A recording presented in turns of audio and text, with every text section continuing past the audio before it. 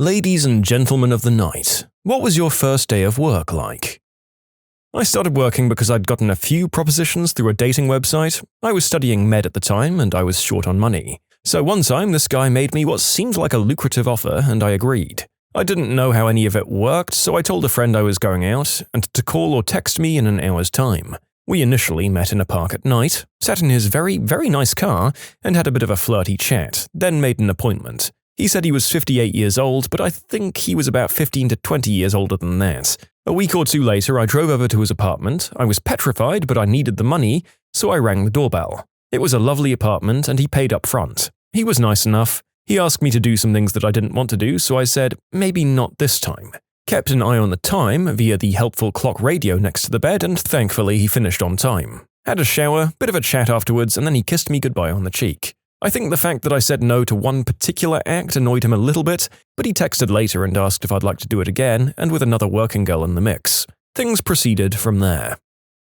Not sure if this is what you're looking for. I was a different kind of worker, a pro-dom. I'd been selling used undies for the money and thought I'd take it a step further. I decided to find a small private dungeon to rent by the hour and put up an ad online. Being new on the market, I got plenty of inquiries. Other than the first session, I loved the job for so many surprising reasons. I learned so much about how people work and often about myself. But my first pro session was terrible. He was a good client, however, anything that could have gone wrong went wrong, including cracking his rib during a trample session, which is very rare when everything's done correctly. However, I'd never had an issue after that first one and ended up with quite a few wonderful regular clients. For many clients, they'd lived their whole lives keeping their tastes a secret. When first-timers came up to me, I was sometimes the only person they'd ever talked to about this part of their life that they often despised. I was honored to be the person who helped some of these people come to terms with their desires, and often felt more like a counselor than someone working in my particular profession. Never before had I realized how much stigmas can change and ruin a person's life.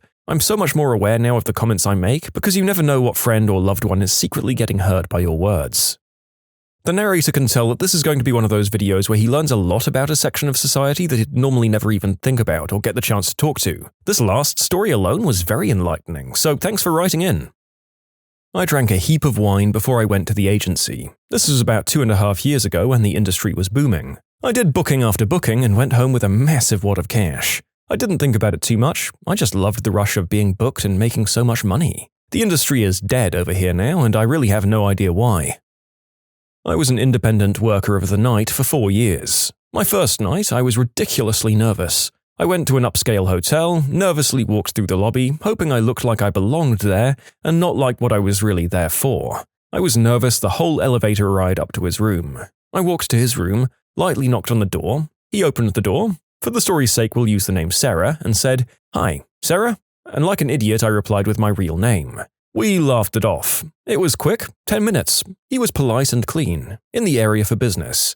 I ended up seeing him a few more times over the years. It was always very nice. He tipped on top of the hourly rate, which was always appreciated and made me choose to see him over other clients in the future. Most of these guys were family men, bored with their bedroom lives at home and looking for something different. I also saw some guys that were in their 20s and I think just did it for the sake of saying someday that they did it. I also saw quite a lot of weirdos, had to kick some people out of my house, or in one case ran out the door while putting my shirt on, and a good friend of mine who was working with me ran out behind me and dove into the car through a window, just trying to leave that guy's house as quickly as possible.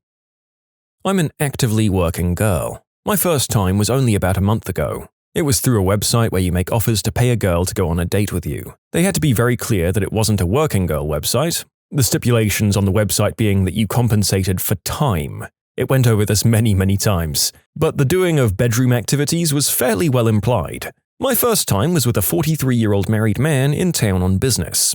He'd contacted me about a week prior through the website, offering $80 for a date. He said he'd give me $2,000 a month for regular fun if we liked each other. I said yes, and he told me which hotel to meet him at and when. He also told me what to wear. I arrived and he wasn't too bad looking, slender and way more tan than you normally see as far north as I live. He bought me a drink first at the hotel bar and we talked for a bit. I was unbelievably nervous, but he was fairly reassuring. I was sure everyone knew what I was there for and I was terrified of anyone calling me out. Eventually, he suggested we head up to his room and I gave the meekest, "Okay," that's ever passed my lips. We went up and sat on the bed and chatted a bit more before he kissed me. After a couple of seconds, he pulled back and said, "I like the way you do that. Let's take off your clothes and see what else you do well." I got undressed and gave him a down-under kiss. I wasn't really expecting him to finish that way, but he did. After he laid back on the bed and indicated that I should join him, we snuggled and talked for a bit more. Eventually, he told me that he thought I was funny and sweet and too good for that, and that he didn't want to see me again in case he formed an emotional attachment. He said he just wanted physical fulfillment. He didn't want to mess things up with his wife. I said that was fine, and we talked some more. Eventually, I started putting my clothes back on. I was waiting for him to give me some money, but he wasn't making any moves in that direction, so I sat and talked with him a bit longer. Eventually, I reminded him that we agreed on $80 for the date, and he acted all surprised. Then he made a show of looking for his wallet and then counted out each bill and dropped it on the bed as he did. I took it and left, not accepting his offer to call me a cab. I felt pretty gross. My later experiences were better. Pretty sure the guy was baiting and switching, but offering $80 with the promise of $2,000 per month to lure people in. Then during the first date, he always says he has a change of heart. He did try to meet up again, but said he didn't want to pay for that. I don't know exactly what he was thinking with that, but I pretty much told him to F off.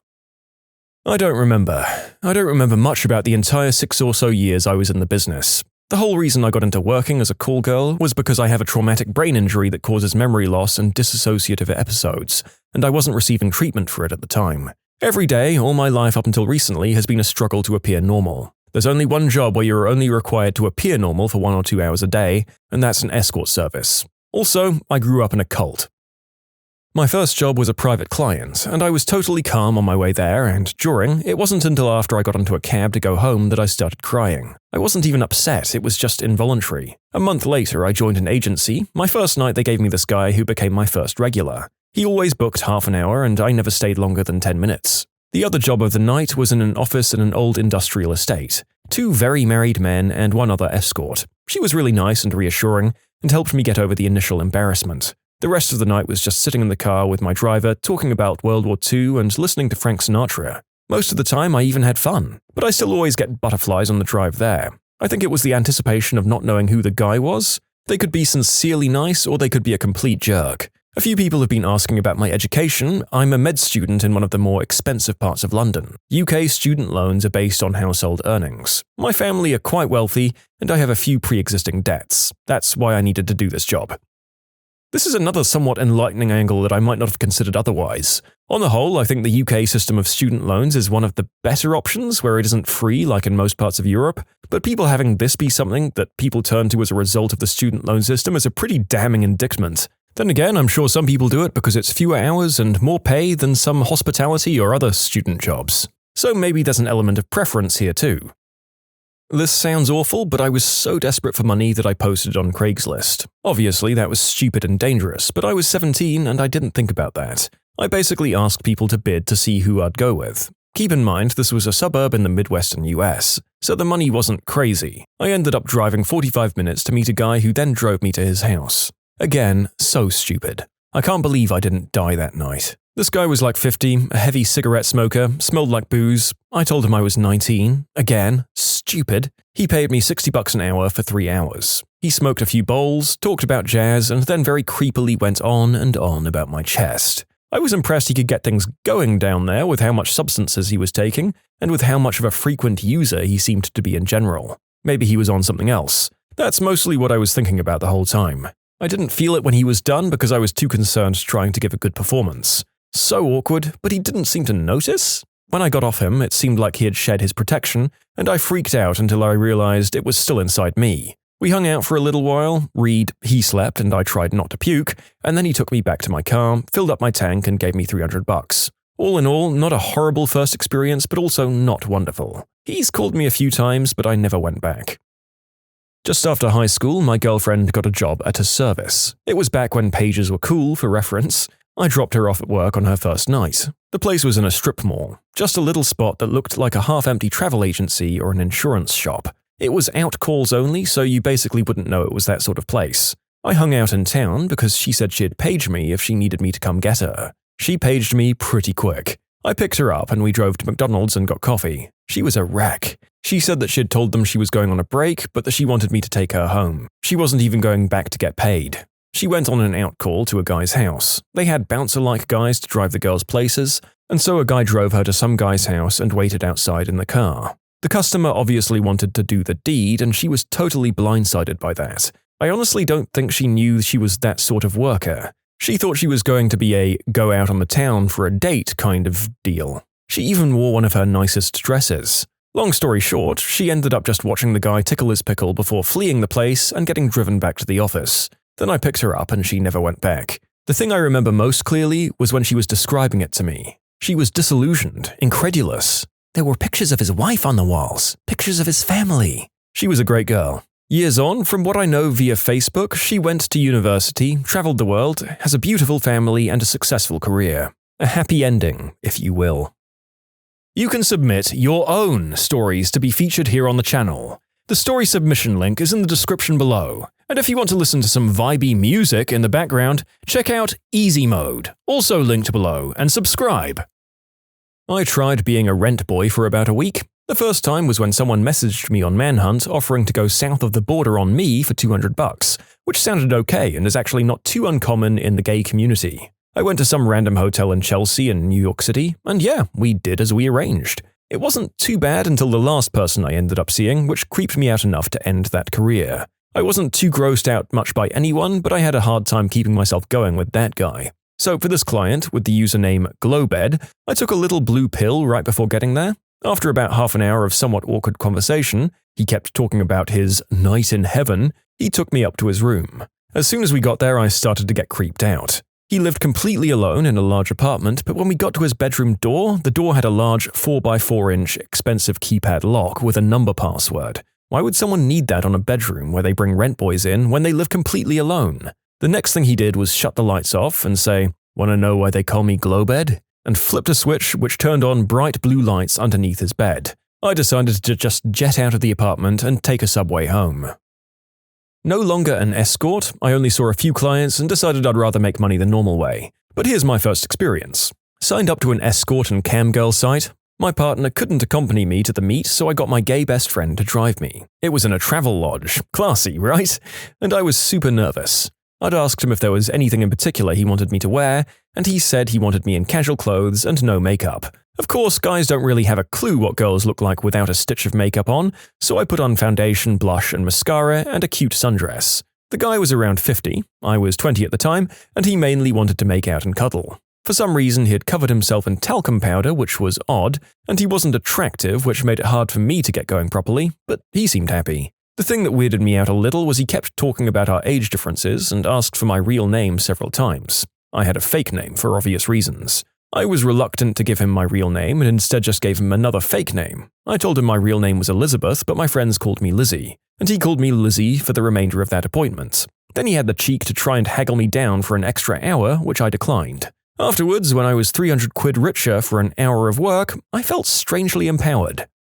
That last bit is indeed something the narrator has heard before. I guess if this kind of thing is done correctly and safely, it can be a fulfilling job for some, at least for a small part of their lives. Or maybe there are people who do it for decades and never lose that sense of power. I couldn't say.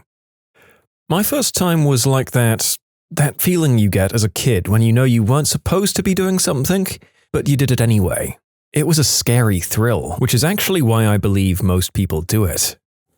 I was 22 and had just graduated with a Bachelor of Arts in a major that would make me no money. I'd moved in with my parents and was just on a downward spiral. I posted on Craigslist, $400 an hour. I had no clue about rates and still don't, but from this thread it seems high. I met a man the next night at his house for an agreed upon 30 minutes. We sat on the couch and talked a little bit. He ran a small business, divorced, overweight, 40s. Really ordinary and quite nice, actually. He took me into the bedroom and there were lit candles and a bottle of lubricant on the nightstand. I wouldn't kiss him for a while, but he seemed lonely, I guess. I eventually did, which was probably stupid. He put a Johnny on and I went south on him for a while, but he didn't keep things going consistently. I climbed on and rode him and he didn't get done by the time the 30 minutes were up. I liked him, so I kept going until he was done. Maybe another 20 minutes. I didn't charge him for the extra. I didn't enjoy it as much as I would with a regular partner, but it wasn't bad. After we finished, he thanked me and we hugged. He suggested the next time he make a spaghetti dinner and we could eat and get to know each other. It wasn't as bad as I'd expected and I wasn't mentally scarred, but I never did it again. I'm not sure why. He texted me several times after and eventually I told him I'd moved. Sorry for the stilted way of writing this, I've never told this to anyone before and it was kind of strange typing it all out. When I wasn't quite 20, I was tight on cash and decided, screw it, I needed a sugar daddy. I went on Craigslist and I found a guy. He wanted to meet me first and needed a new girl to replace his old one. He was willing to pay 4 figures per date. I drove to meet him and was stuck in traffic on the way for an hour or two. I sat at a Starbucks for a while waiting. He got lost because he was only there on a business trip. I was shaking by the time he came. We got burgers and drinks and sat at a table waiting for everything, talking. He was sweet, but not my type.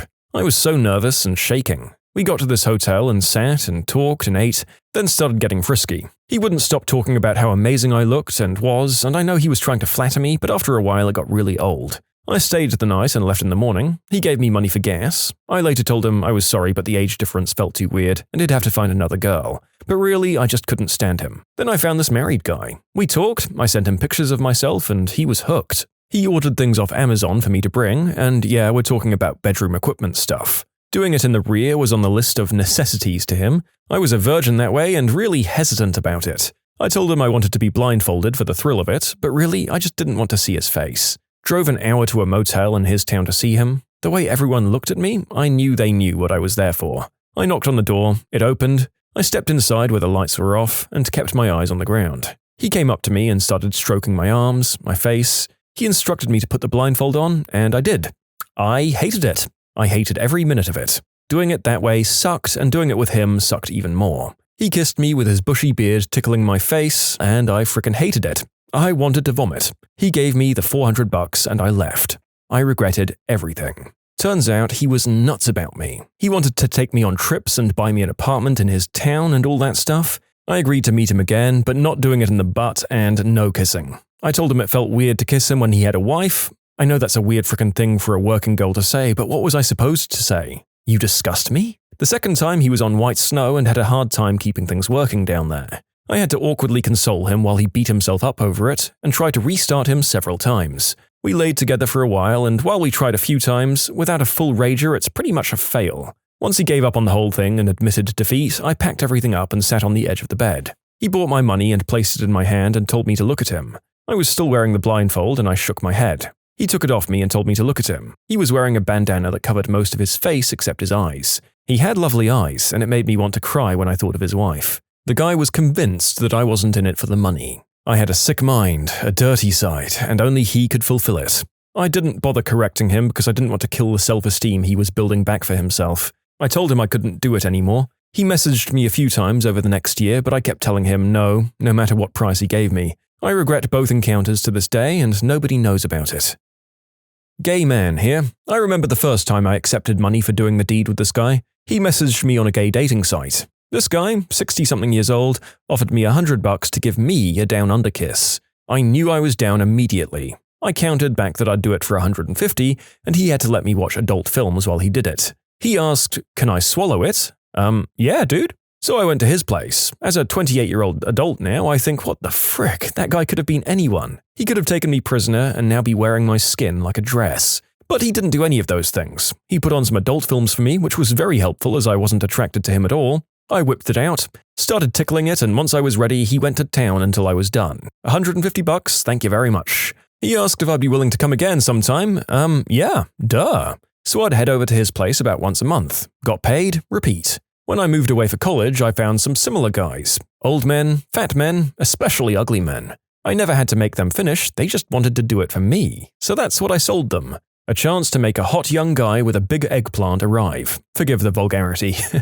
It was all about letting these guys dream that they'd gotten me without paying for me. I learned quickly that they were happier if I could make them feel like it wasn't an exchange. My favorite and fondest memory was one guy who didn't even want that. He wanted someone to cuddle with, rub against. We stayed in our undies. I actually felt sort of good about visiting him, because it didn't feel as gross. He just wanted human contact. And I gave it to him. For a price, but I gave it to him.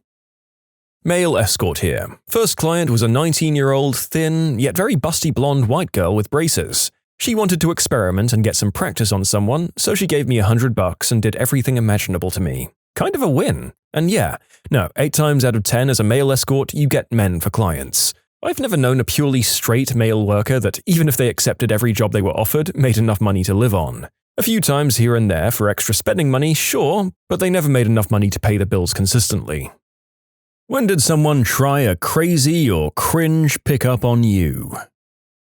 Let me start my story by stating the fact that I am very, very pregnant. I am so hugely and obviously pregante that people feel the need to approach me in public and offer their condolences for how pregnant I am. I'm not kidding. Men and women alike have stopped me just to say, "You poor thing, I'm so sorry. You look miserable." That's how purgent I happen to be at the moment. That being said, my favorite place to be in the entire world is in a pool. Swimming makes me feel like a normal human being. The swelling in my hands and feet goes down, the pressure on my hips vanishes, my belly button goes back to being an innie. It's wonderful. Anyway, last weekend my friend texts me and asks if I'm up for a swim. I certainly am up for a swim. However, it's a little after 8:30 and my condo's pool closes at 9. We decide to go to the pool at her apartment complex as it's open until 10. We make our way out to the pool, where the only occupant is a middle-aged guy wearing a swim cap and goggles.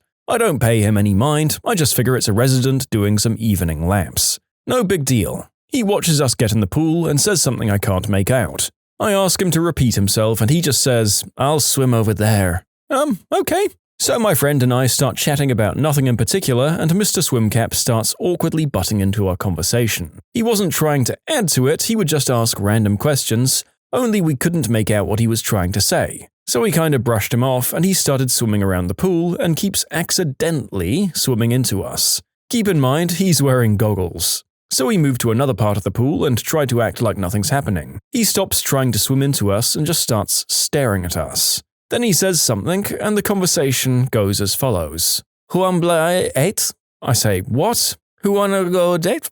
"Dude, I can't understand what you're trying to say." "Would you want to go on a date?" I pause. "Are you talking to me or her?" And I motion towards my non-pregnant friend. You. I think you're really attractive. Do you want a date?"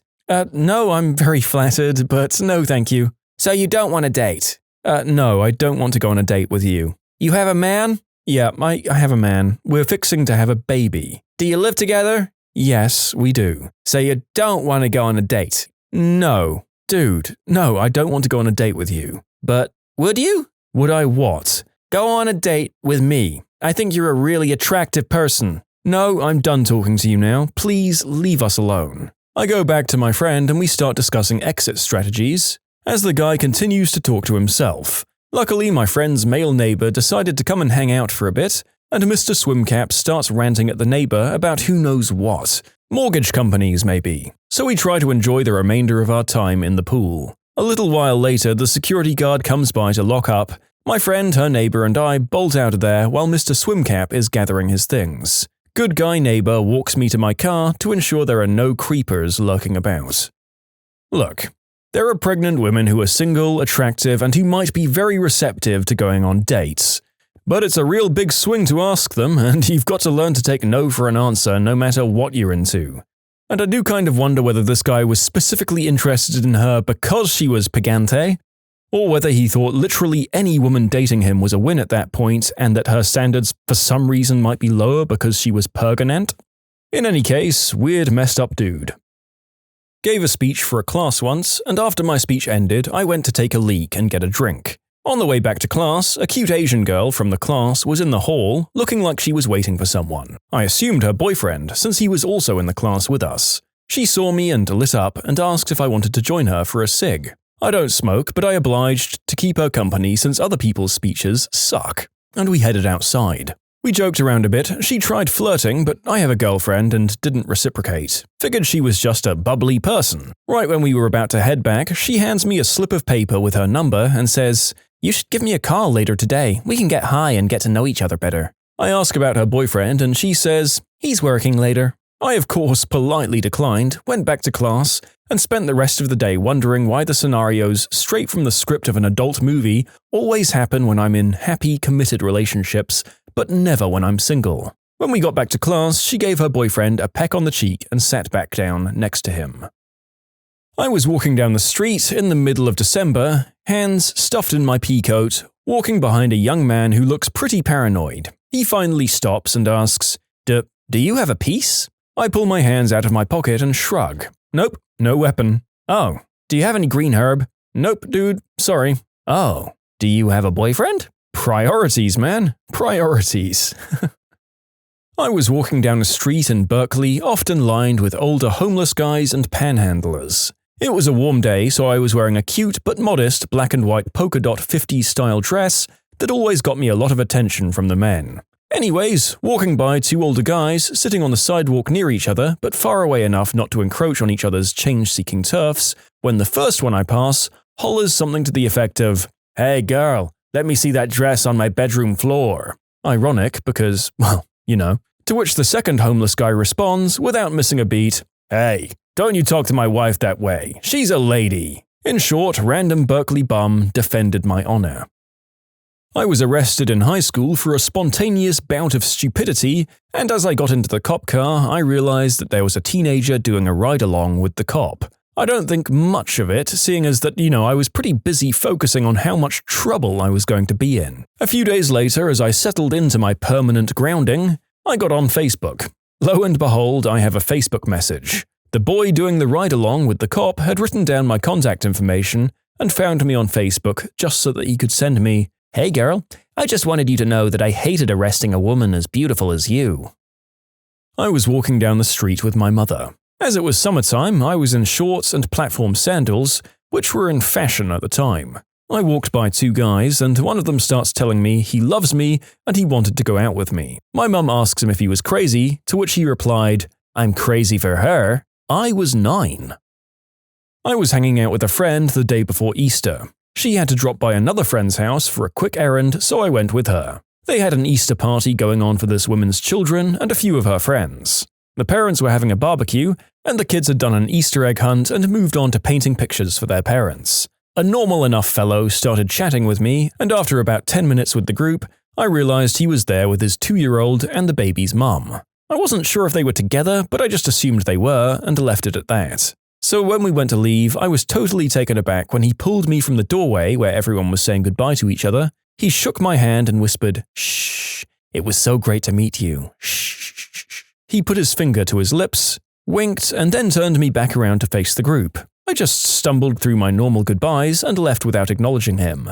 While walking away, I unfolded what had slipped me while shaking my hand. It was his number and a note that said, "You're cute. Text me," torn from a large chunk of the Easter painting his child had proudly handed him 10 minutes before. In short, Father of the Year destroys his child's masterpiece to hit on me in broken English, in front of his baby mama.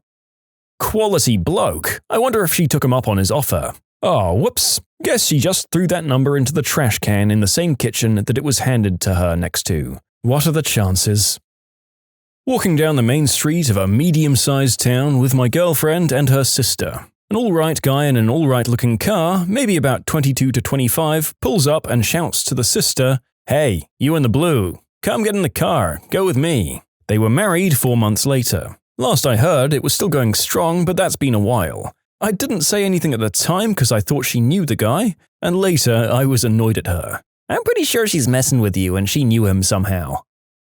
My parents were walking through Target when this stumpy guy walks up to my mum. He says, "Sugar zero, sugar zero, sugar zero." Mum laughs and asks him what he means, and the guy goes, "If anyone asks, you can tell them that I whispered sweet nothings to you." My dad was laughing too hard to care. In short, Mum got told sweet nothings by a gnome.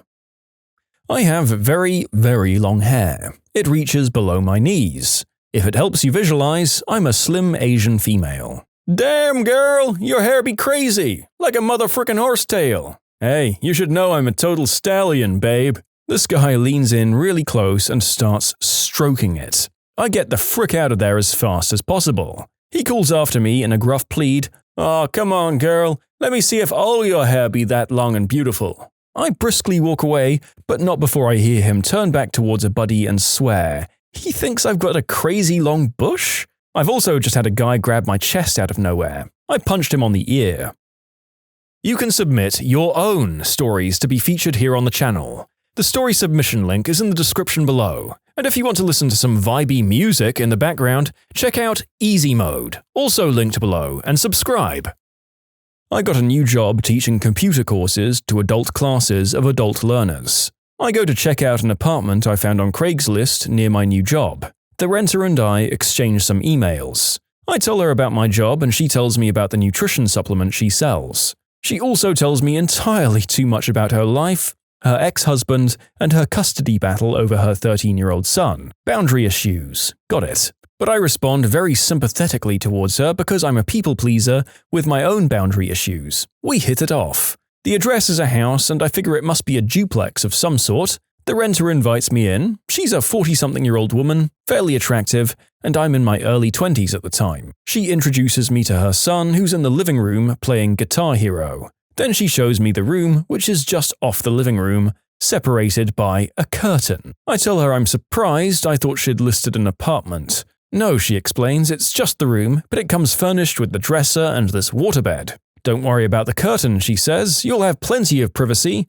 You just need to turn this fan on. She turns the fan on. She sits on the bed and asks me if I like waterbeds. I tell her I've never been on one. She invites me onto the bed with her. I demur, she cajoles, and promises me it will be fun. I don't get hit on much. I'm a good-looking guy but quiet, and I'm just not used to having signals sent my way. But at this point, I put it together that she's inviting me to engage in hanky-panky, while her son is 15 feet away, on the other side of a curtain. I'll admit, I was interested despite my common sense, but common sense did win the day. I get out of there as quickly as possible and tell her I'll have to think about the room situation. Epilogue: the next week, guess who shows up at my Level 1 Windows Vista class? And guess who pretended he'd never seen her before in his life? This guy. It seems like you definitely should have gone through with it to avoid that social situation, dear commenter. But in all seriousness, that is an awkward proposition, especially with her offspring in listening distance. I was waiting for the last train from Paris to go back to my good old suburbs. So this is right after midnight. The station was quite empty, only a few people left around. I should probably mention that I'm a girl and alone. Anyway, I have about 15 minutes left to wait, and this old guy just comes and sits next to me. After a few minutes, he gets the courage to ask me, "Could I ask you a favor?" "Sure." "Oh, never mind, it's okay." He looked really sad and miserable about something, so I tried to be nice and insist, thinking he's just going to want to talk about something. Could I see your feet?" "Excuse me?" "I think you have beautiful feet. Could I just see them? I won't touch or anything. I just want to look. You can keep your socks on if you want." At that point, I'm quite weirded out. I was wearing some Converse, and this guy was making me feel bad for telling him I don't want to show him my feet. He kept insisting with this miserable look on his face. He even suggested to get on the next train, and if there's too many people, I don't have to if I'm being shy or something. I actually felt like I had to apologize to him because I didn't want to show him my feet. In short, I apologized to a creeper who wanted to see my feet. As a bonus, on the same night, I got off the train and walking towards my dad's car, waiting for me, another car drops their window and someone mumbles at me, "Hey, what's your name?" At which I'm too tired to think and mechanically reply like they're asking something from me. "Sorry, I don't have a name." I felt embarrassed at the time about being so dumb, but it turns out it's a quite funny way to get rid of weirdos.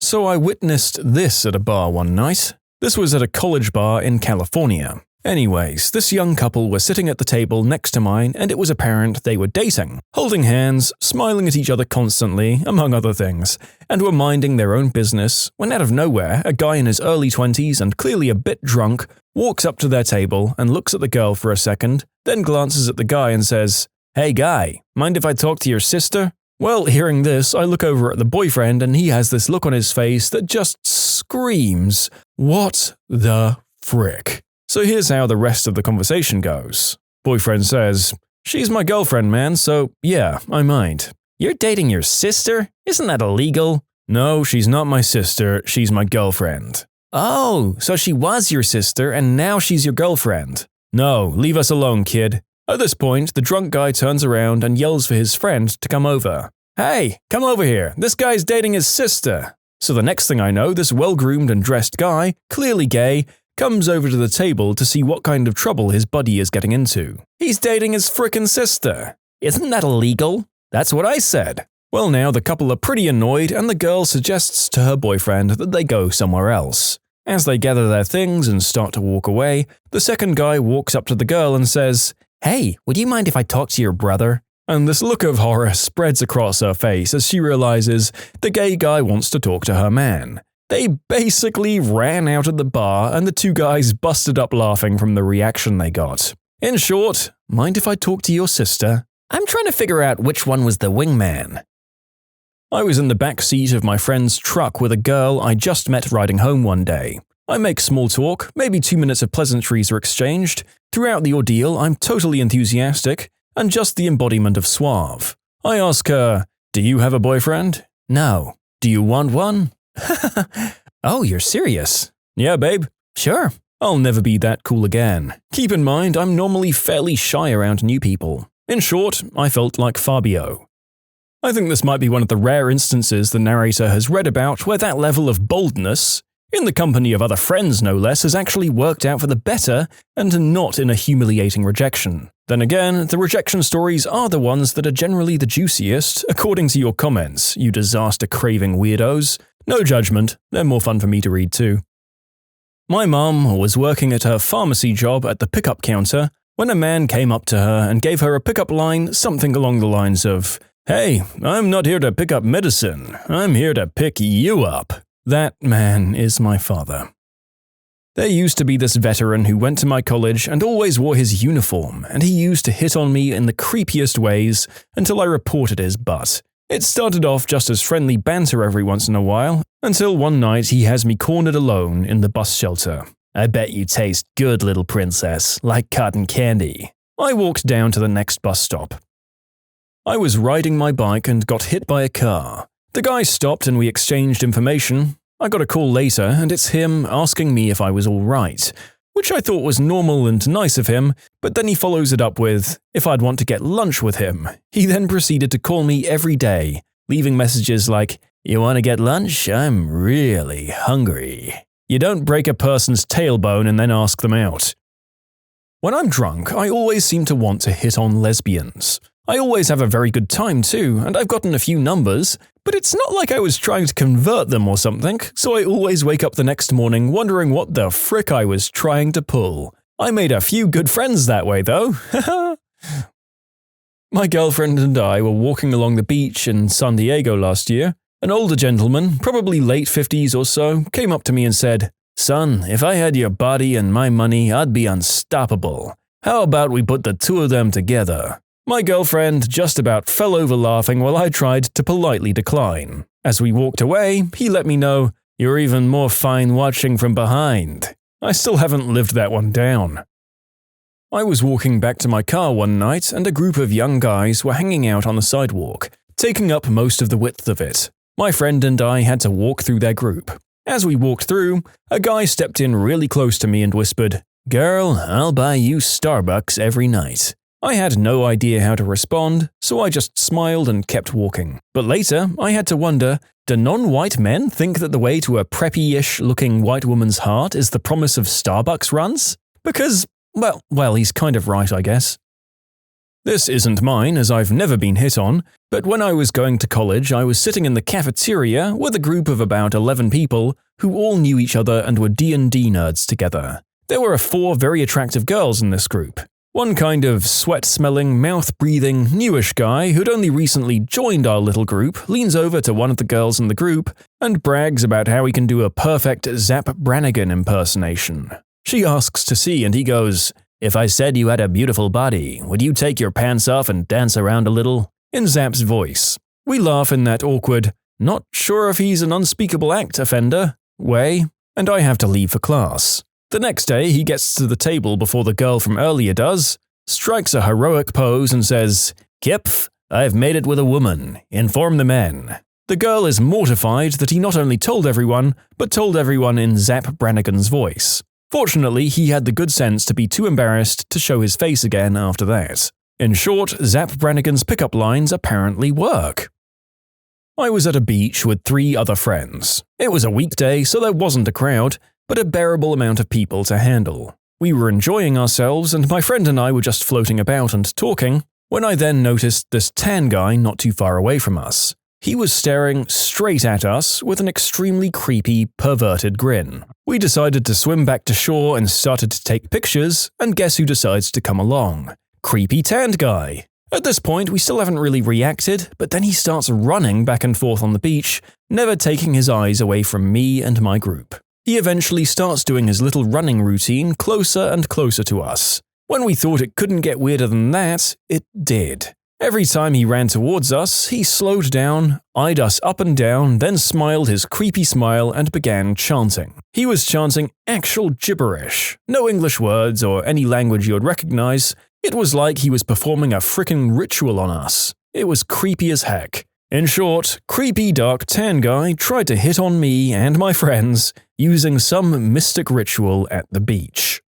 What is the most messed up bombshell someone has dropped into a casual conversation with you? One year at the cottage, we met a family who was renting a cottage across the bay for the weekend, which consisted of a mum, dad, a 25-ish-year-old sister, and a younger sister who was maybe around 7 or 8. One afternoon, the parents decided to tell my mum that the older sister is actually the younger sister's mother, but they're raising her to believe that they are her biological parents. I can't imagine this stayed secret for much longer, seeing as they'd told my mum after speaking to her for maybe about half an hour. We were visiting my mother's house and sitting down for a family dinner once with my siblings and significant others, about 8 of us in total. My brother, who's significantly younger than I am, was about 14 at the time. There was a silent moment, the kind where you can hear the sound of chewing, and my mother obviously wasn't comfortable with it, so she casually mentioned, "I walked in on him tickling his pickle last week." Chaos ensued.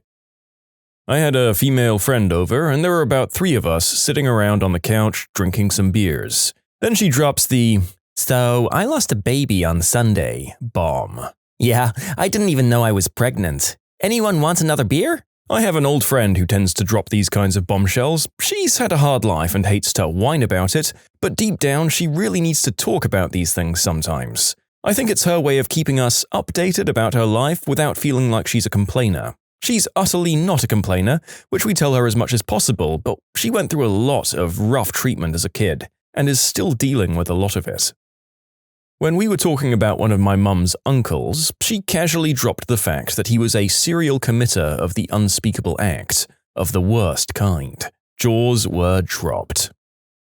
Hungover at my college's cafeteria, eating breakfast and making obligatory small talk with a girl from Iowa. Somehow, the topic of crystal, the substance from Breaking Bad, came up.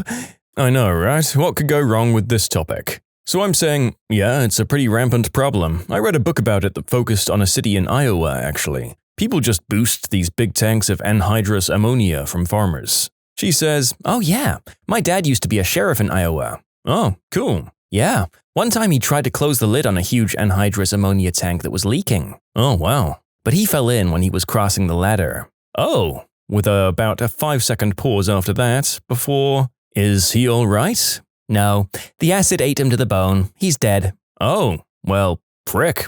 Another pause, and then I resumed my cereal. Yeah, I mean, what do you even say to continue that conversation? I think there's a much younger version of me that would be fascinated by the state of the body, but now that is not what I want to hear over breakfast. Or at all, really. My gosh. I used to work at a restaurant, and one day during pre-shift, we were casually talking and someone mentions choking someone else as a joking threat. My very hot manager says, "I like to be choked." Realizing what she said, she then stayed in her office for most of the day. I picked up a homeless guy on the interstate on the way back from Kansas City to St. Louis. He seemed really nice and had a lot of words of wisdom. He gave me some interesting insight on women and how to stay positive during the rough times. Later, he asked me if I lived in downtown St. Louis. No, I live in Clayton. I can drop you off around there or somewhere before." He responds, "Just don't drop me off downtown with all the N-words." And then, I swear on my life, he pulled out a big knife and showed me how he would stab an N-word if I dropped him off down there. At the next gas station, he went inside to take a leak, and I pretended to start filling up the car. Once he was out of sight, I popped the trunk, threw out both of his duffel bags on the ground, and peeled out of there. The whole escape probably took less than 8 seconds. One night I was talking to a friend of mine that I've known for years, and he drops the biggest what the frick bomb that I've ever heard. He told me that when he was 16, one morning he woke up and didn't remember anything. And by anything, I mean he wasn't even able to recognize his parents or girlfriend. The most shocking thing is that he never recovered the memory. He actually doesn't remember anything that happened to him before he was 16. I proceeded to talk with him for hours, asking questions like how it was to wake up one day and have a brand new life. It was messed up and extremely interesting as a conversation. He remembered all school notions, but forgot every person, every personal experience, and even how his own city looked like. He had to study a map of the city to get oriented to go around in places.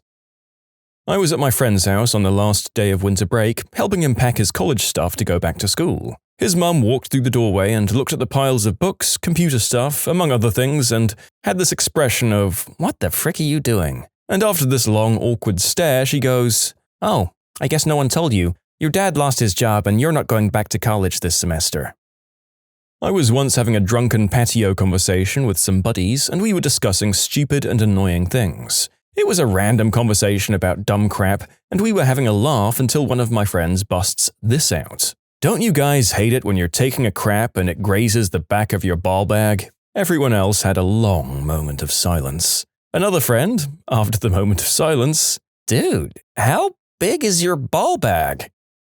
I recently caught up with someone I knew from my high school days, and we were catching up for dinner. After a few drinks, we get to talking about her husband. And that's when she drops the "what the frick" bomb. "Yeah, it's been hard for him and I, but once he gets out of jail, things will be better."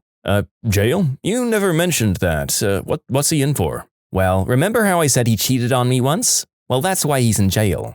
I stared at her. "He got a down-under kiss from a guy with Down syndrome, which is considered illegal in his state, because the guy was not considered mentally an adult." I started mentally planning an escape route.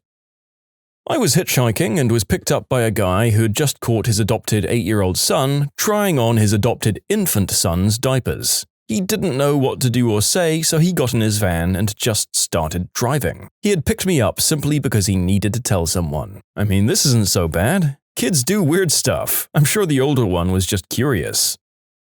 Doing the deed with some girl out of pity, as she was going through AA. She casually mentions she'd think it were hot if I were to cut off her head and screw it. I really try hard to dismiss this and laugh it off. Then she goes, "No, I'm serious. I've done it with a dead body before. This guy I was riding OD'd on smack, and I just kept going. It was really hot." I was at a Jack in the Box drive-thru, and the man and woman in the car in front of me were yelling at each other quite loudly, so I'd begun to eavesdrop. When he got up front to order, it went something like this: "I need a number 4 combo, a number 3 combo, and a mother-fricking divorce, and a strawberry milkshake." She started yelling, and I started laughing.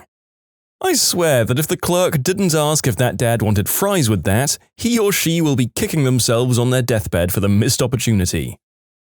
I was driving along with my dad when I was about 6, in 1982. We were chatting about civil rights because one of my classmates was the very first black student at my elementary school. My dad was telling me about how the South is very racist, but most of the world isn't like Pennsylvania where he's from. He tells me about his friend in the service in Biloxi, LA, and how they were such good friends, did everything together, even went to ladies of the night together. But in Biloxi, the local lady wouldn't see his friend because he was black, so Dad said, "You're too ignorant even for a working girl," and refused to see her as well. So this whole time I was just sitting listening quietly, being a 6-year-old girl with 2 little blonde braids and a missing tooth. And Dad slowly turns and looks at me, and I said, "A working girl?" And Dad said, "Well, I was in the military, and that's just what you do in the military."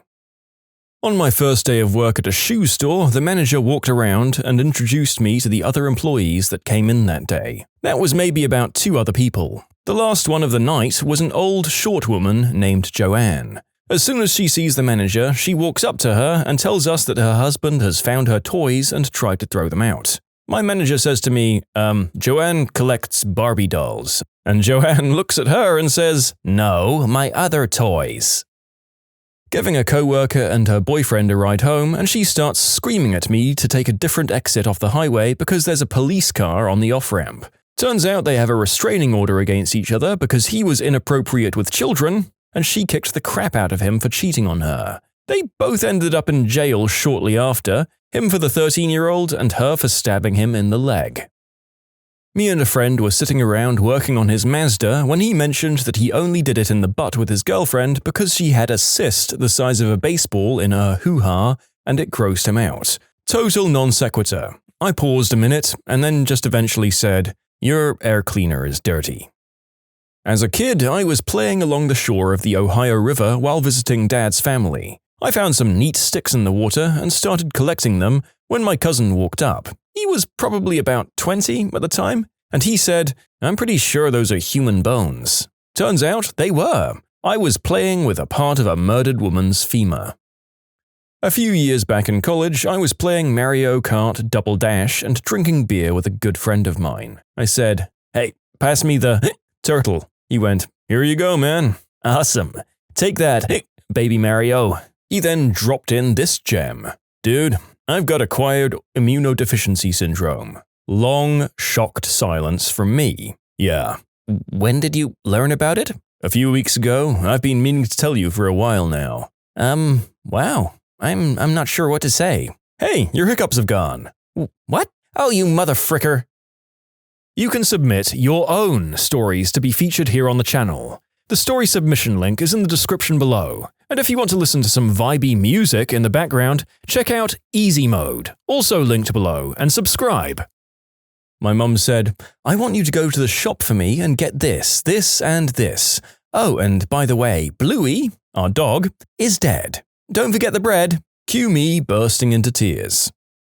During my first week of the new job, my boss starts telling me and another employee about how he used to date a deaf girl, and that the reason they broke up was that he laughed when she screamed while they were doing the deed.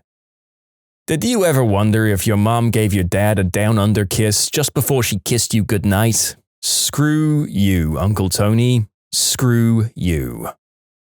I met this pretty cute girl at the beach a couple of summers ago. We started talking and playing volleyball. Everything seemed normal up until the part where they started describing their life. "Yeah, well, my boyfriend is in jail right now for stabbing someone, and that reminds me, you want to see my stab scar?" She shows me her stab scar and starts to tell me how she dropped out of school as a complete substance user. "You know, I kind of feel lonely without my boyfriend, and he doesn't need to know about anything else." I walked out. I was at a random hookup I met through a buddy. She said, not long after the hookup, "So, how old are you?" My buddy said before I could say anything, "He's 27. How old are you?" "I'm 18, but don't worry, I've done the deed with someone who was 34 before. He's 40 now." It was one of the most awkward moments of my life. It was also the last time I let my buddy hook me up with someone. Good fricking lord. Well, that's enough internet for the narrator for one day. Oh, wait a fricking second. He has to finish recording the second half of this script. Why? The things I do for you weirdos. My friend's girlfriend does this on the daily pretty much. We'll be talking to them about anything at all and she'll interject with, "One time, my mother bit me." Or, "When I was 6, a strange man came in through my window. I hate graveyards because dead people talk to me." It's kind of hard to salvage a conversation once it's taken that turn. I came home from high school one day and my parents told me that they had all of our family pets put down that day. 5 dogs and a cat. None of the animals were sick or hurt. In fact, one of them was only 2 years old. We had no problem affording their food and there were no legal issues. They just purely didn't want to take care of 5 85-pound bull mastiffs anymore. And it was my job to pick up their crap, not my parents'. From this experience, I learned that when you cry long enough, your tears become pink from blood caused by the irritation. I told my parents to go F themselves and lived in the basement for over a month. It was furnished. My mum left food for me at the top of the stairs, and somewhat unrelated, this is when I also taught myself how to code in assembly because I needed a distraction. A few months later, we went to a breeder and bought a West Highland White Terrier. He was a good dog, but I was always slightly concerned that they would randomly kill him too. My folks soon got divorced, and when they did, they didn't ask me who I wanted to live with, and didn't fight for custody of me, but they did fight like that couple on the War of the Roses over that fricking dog. So, at age 17, I moved out of the house. I had a job. I moved into my own apartment in a crappy neighborhood. To this day, I still don't forgive nor understand my parents, even though they passed away a long time ago. I was studying in the Dominican Republic and living in a very rural area. I passed my days sitting around talking to whoever. One day I was in a town I frequented, and this guy I hadn't seen before starts talking to me. Within 5 minutes, he tells me this, totally straight-faced. When I was little, I had a goat, and I used to play with the goat. But then I got too old, so I stopped playing with him. One day I was sitting like this, and he had his knees apart, and the goat got mad that I wouldn't play with him. He charged, hit me between the legs, and took out my family jewels. Now I have none. I sat there, in shock, hoping that my Spanish was poor enough that I misunderstood. Sadly, an hour later, I hear the same story from his aunt, who's giggling while telling the story with the poor guy sitting right there. Not a conversation I was directly involved in, but there's still a high degree of what the frick. I was talking with some friends the other day, and one of them mentioned that while she was at work, her friends there brought up the topic of deepest, darkest secrets. One immediately volunteered the information that every time she goes to the bathroom, she sniffs her undies. Apparently, everyone just gaped awkwardly, and the conversation quickly shifted to other topics. Seriously, if a topic like that ever comes up, don't be the first one to share. A girl I met for a blind date, which was already a disaster on so many levels, casually dropped this nugget as I was hurriedly bringing her home. Yeah, so this one time a girl told people that my friend got her pregnant, and it was a lie. It ruined the kid's life. So the next time I saw her, I shivved her in the neck. Huh. I accelerated the car slightly faster. My dad left me on the freeway once for several hours, and now that I'm grown up, he steals my money and blames me for everything that goes wrong. Yeah, that was about the third or fourth conversation I'd had with that guy. Way to drop dramatic family conversations into a conversation about cinnamon buns, my man. I was catching up with one of my ex-girlfriends who I hadn't seen in years. We parted on good terms, so it was just friends catching up. She was kind of weird in a monkey cheese ninjas pirates kind of way when I knew her, so this came as something of a shock. She went blah blah blah, and then I had my kids, but that was after I lost my leg. What, you lost a leg? Yeah, we got in a shootout with some white supremacist group and I got hit in the leg. I didn't want to go to the hospital because the last doctor I saw was an N-word, and I think he's the reason I lost my eye. So I put it off and it finally got really infected, and then those dirty Indian doctors cut it off. Fricking dotheads. Okay, and who was we again? Oh, and she names some other white supremacist group. You know, I can get you in if you want. The racial cleansing is coming, and I'd hate for you to be on the wrong side of the race war. You're smart enough to be an officer, and we need someone good at planning, because the N-words… I just said, ah. So that's how I found out my ex-girlfriend was a one-legged, one-eyed white supremacist that gets into shootouts. Well, call me mindlessly optimistic, but the narrator is mostly just glad that by the sound of that story, most of those awful humans were too busy killing other white supremacists to devote much of their time to anything else. I was young and thought Red Lobster was an awesome restaurant. I had a bit of extra money just then, which was rare, so I asked this girl out. She was young, hot, in her early 20s or late teens, smoking body. We're sitting in the waiting area for our tables to be ready when this couple comes in with a toddler in a stroller. She smiles at the little boy and he smiles back at her. That's when she says, "Oh, he's so cute. He looks just like my 2-year-old. I'm rolling with this. Okay, she has a kid that she didn't mention. We'd talked a couple of times before, but never dated. So that's cool, I'm thinking. I can deal with this. Then she drops the bomb. Turning to me, she says, "By the way, did I mention I have 5 kids?" No. No, that didn't come up. Oh, I've got a couple for you. I was working at a grocery store. I was at the customer service desk. My boss was there. She was about 25-ish, maybe 20. We're talking about partying. I told her I like drinking bourbon to get real messed up. She tells me that, oh my god, she got so wasted off Jack one night, she was at a party and was basically blacking out, and she figures she gave just about every guy at the party a down-under kiss. What? I didn't know what to do. Did I hear that correctly? Holy crap. A couple of months later, I got the world's crappiest kiss of the same sort from the same girl. Practice, demonstrably, does not equal perfect. Even the handy was like some kind of sword-in-the-stone misadventure. Just terrible. Another time, I was talking to my roommate, an English guy. I was explaining the concept behind Toots and the Maytals' 54-46 song. He was a real kind English guy, and as I'm talking, he just sticks his finger into his nose, then that same finger into his mouth, and he sucks the frickin' thing dry better than my boss ever did. Both so different, both so similar. both so surreal.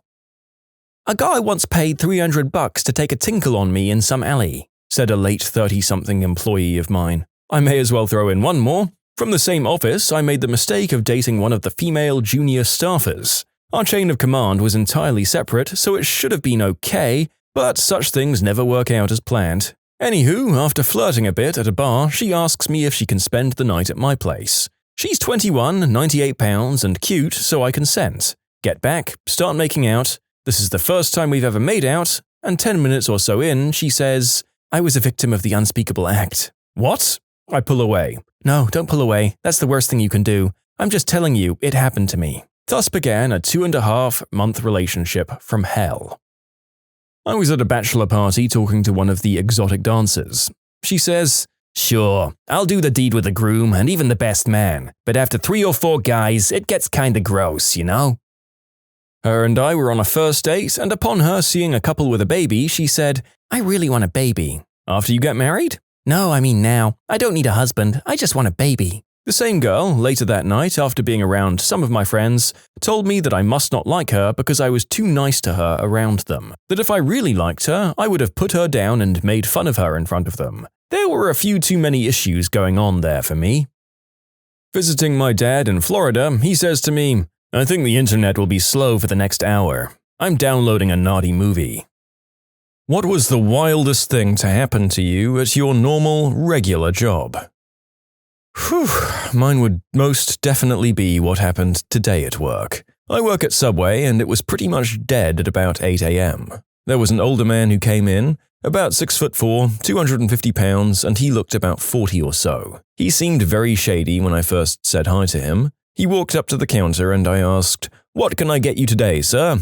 And he replied with, "I want a bag of money," in the most serious tone. Now, I've had people come in and joke by saying they want $1 million, and normally we just laugh about it. So I chuckled a little, but his facial expression didn't change. So I asked again, "What can I get you, sir?" And then he asked for the money again with that stern look. At this point, I'm getting extremely nervous because he seemed very serious. 30 seconds of silence went by that seemed like it took 5 minutes. He asked again for a bag of money and I said, "I'm sorry, but I can't do that, sir. Would you like something to eat?" He just stared at me a little longer, never changing his facial expressions. Finally, he decided he wanted a sandwich, but never lost the stern expression on his face.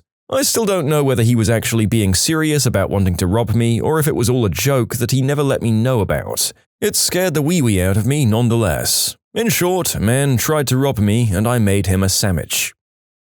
I was working in a mall at a burger joint when I looked up and saw a guy coming out of the men's room holding a bloody butcher's knife. The man calmly walked through the food court and out of the mall exit as my manager and I both looked at each other, not believing what we saw. I swear 1 minute later, as we're trying to call security, 15 cops ran by with guns drawn. Turns out the guy had stabbed someone to death in the bathroom. The cops were there so fast because the same guy had violently attacked someone else the day before and escaped. He was recognized by a witness prior to going into the bathroom. In short, I saw the aftermath of a homicide while flipping burgers in a mall.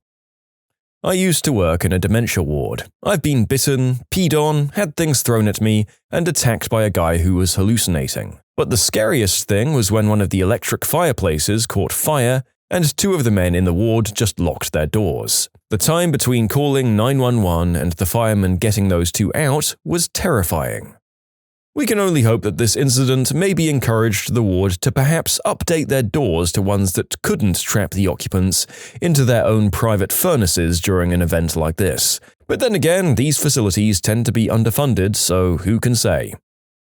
I'm on disability right now due to my scariest work experience. I was a roofer by trade and I'd been working 7 days a week, 10 to 12-hour days, for 3 months. Working on a Sunday, I was finishing the last bit of work for a job at the peak of a roof when some kids came by. They asked if they could go inside the home to talk to the homeowner, and I said no very politely. They then pleaded to at least take pictures of the heritage home I was working on for their school project. Feeling sorry for them, I said, "Okay, fine, but no pictures of the construction, just be quick and careful." Right afterwards, they walked right below where I was working to take a picture. This is where all heck broke loose. Just then, my nail gun slipped and started sliding from the peak of the roof towards the kids. It was gaining speed quick, and I was shouting for them to run, move, get the frick out of the way, etc. They didn't. They probably didn't even know what was about to drop on them, so I chased it. I fed myself tons of slack on my lifeline, chasing this thing just to grab it as it was about to fall off.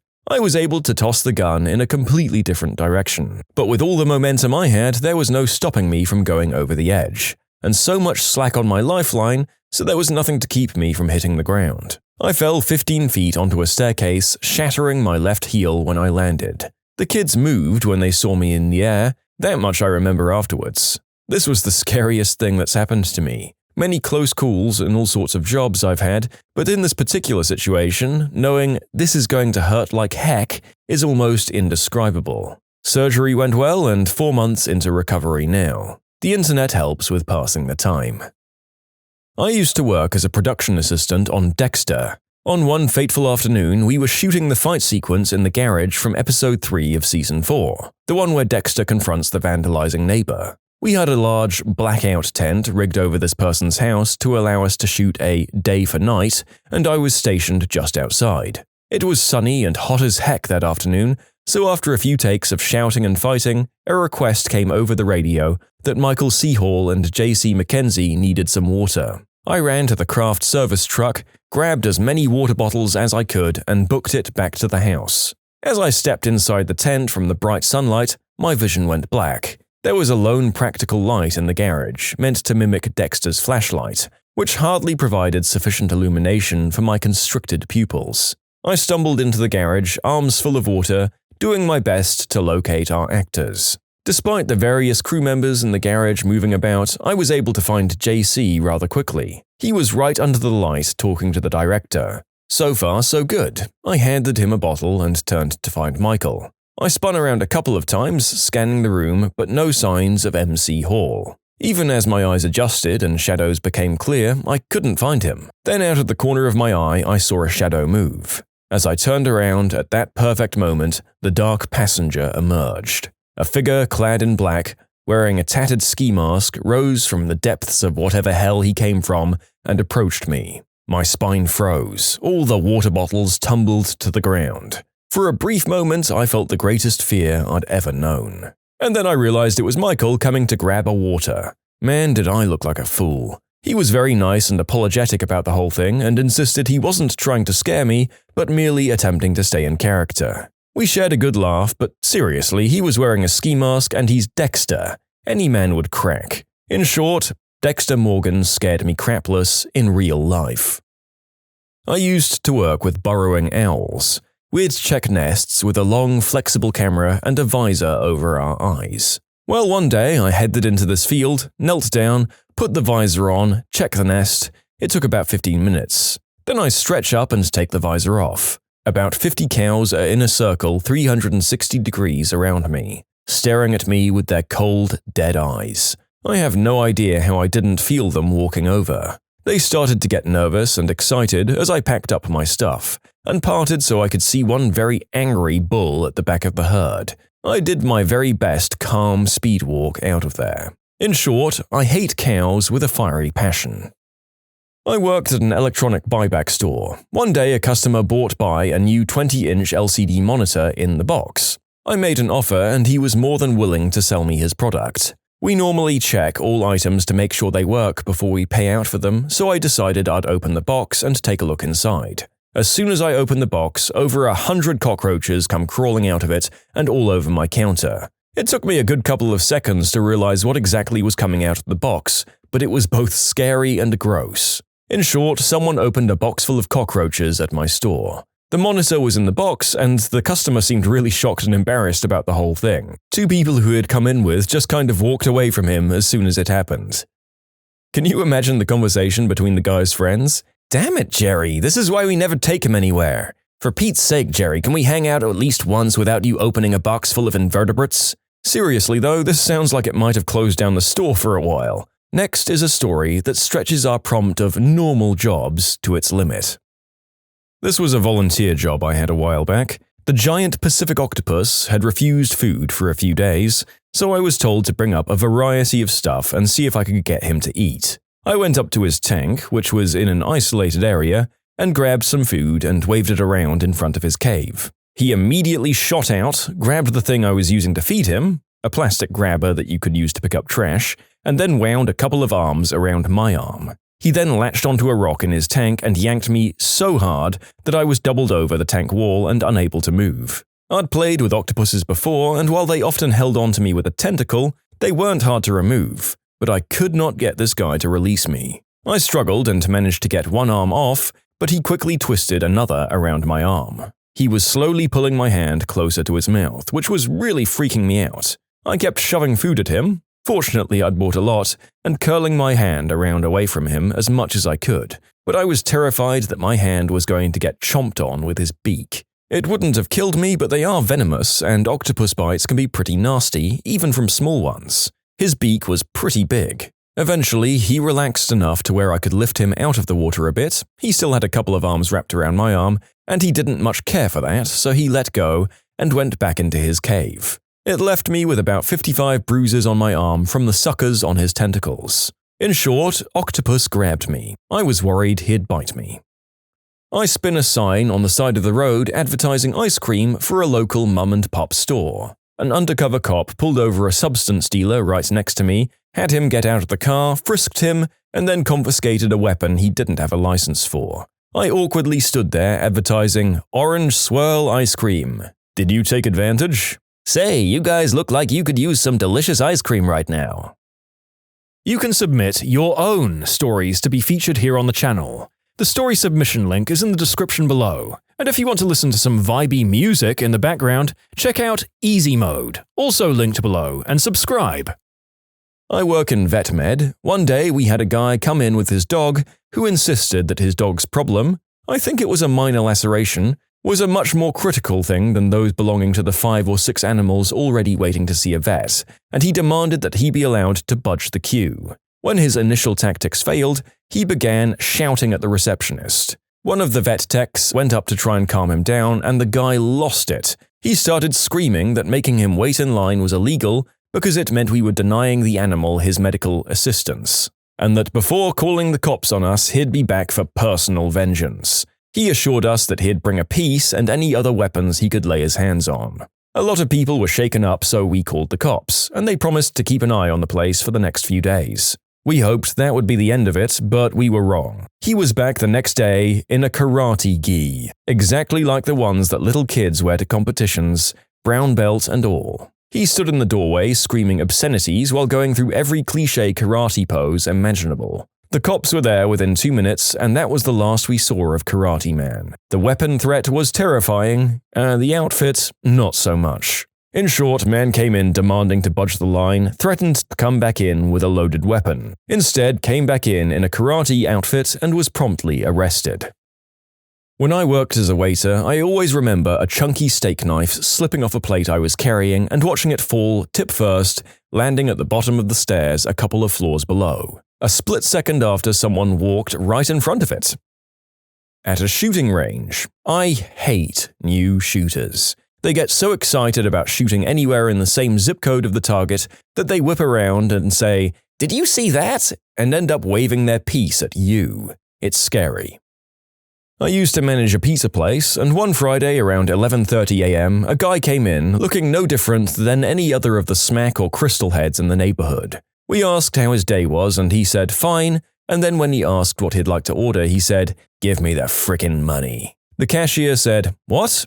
And he repeated, "Give me the fricking money." He put his hand inside his jacket and pointed something from the inside. Hindsight tells me it was probably just his hand and not a real piece, but it's not the kind of thing you want to take chances with. The cashier slowly moved to open the drawer and set it on the counter, and the guy grabbed what he could and ran out the door. He only ended up taking about $100, basically what the register had started at, since we'd only been open for 30 minutes. It was just a helpless feeling, though, being in charge and having a cashier potentially in danger like that. I worked at a 5-star rated haunted house for a good 4 years.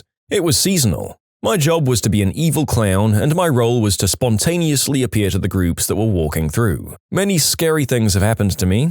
I've been punched, thrown to the floor, scratched, and have had people try to rip off my mask. I've seen people wet themselves and blow chunks all over the place. However, my all-time, most scariest experience was when someone actually started dying in front of me. A woman walked through, passed out in front of me in the walkway, and after I tried helping her up, she began shaking and was trying to say something that I couldn't make out. The fire alarm is in the hall, so it was my first reaction to pull it. My manager ran right up to me and took over. Her eyes were already rolled to the back of her head by the time the ambulance got there, and they were able to save her. The next day, we were told she'd had an allergic reaction walking through the body bag room, which is a room full of elastic, and that's what she was allergic to. The body bag room soon turned into the asylum. Okay, if you're a puncher, stay the frick out of haunted houses. At best, you'll just hurt yourself, and at worst, you'll hurt someone else. In the middle, you'll break some expensive equipment.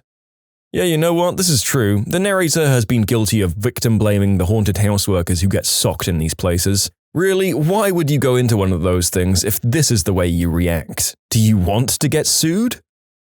I was working for a biotech company and an unknown substance spilled on me. I was freaking out for quite a while. It either gives you cancer or turns you into a superhero. Are you feeling lucky?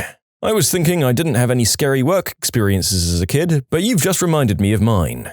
I was working in a lab and we all had our powdered chemicals in a series of 7-foot-tall cabinets that slid out from the wall. Inside each one was 5 or 6 shelves with wire walls, so there were gaps. These held all the chemicals in place. One day I was going to put away one of the chemicals I'd been using and pulled out the unit, and this tiny vial of some chemical falls from the top shelf and smashes all over the place. At this point I'm thinking, frick, this thing must be poisonous if it comes in such a small container. So I tell everyone to clear out of the lab and I go to grab the head scientist. He just calmly tells me to go get my respirator and he'll come with me to check out what the chemical was. So we sweep it up into a bag and look at the chemical name, which was ridiculously long. Go to look it up in the MSDs and it turns out that it's the only chemical other than water that I've ever seen with all zeros for the health, flammability, reactivity diamond.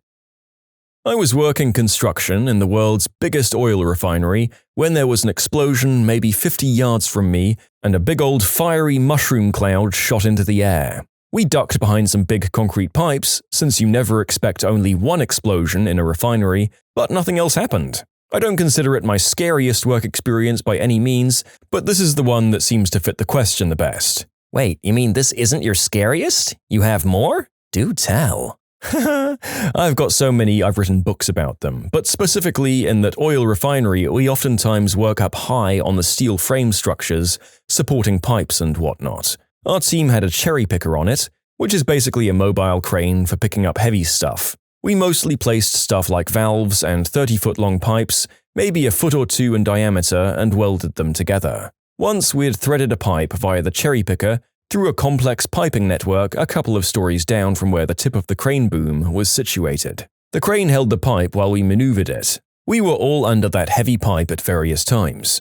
We finally got it installed, and a bit later were walking to the next job on a refinery road with the cherry picker following us. Its boom was compressed as short as it could go and sticking out straight horizontally atop the mobile platform, with its end hook dangling maybe 10 feet behind the crew as we walked. We heard a thud and turned around to see the hook had fallen off the crane's tip, while it was carrying no load at all. If that had happened just a few minutes earlier while it held the pipe, me or others on the crew would surely have been killed, or at least parts of us crushed and permanently crippled or in need of amputation. To me, something like that was scarier than the fiery mushroom cloud. In that same place, invisible clouds of poison gas were a constant risk. There were little stations sprinkled about the place with sensors, sirens, and revolving lights, with signs saying that if the lights and sirens turned on, to run for your lives away from the station. That happened at least once, maybe more times. It's been over 30 years since then, so I'm hazy on the details.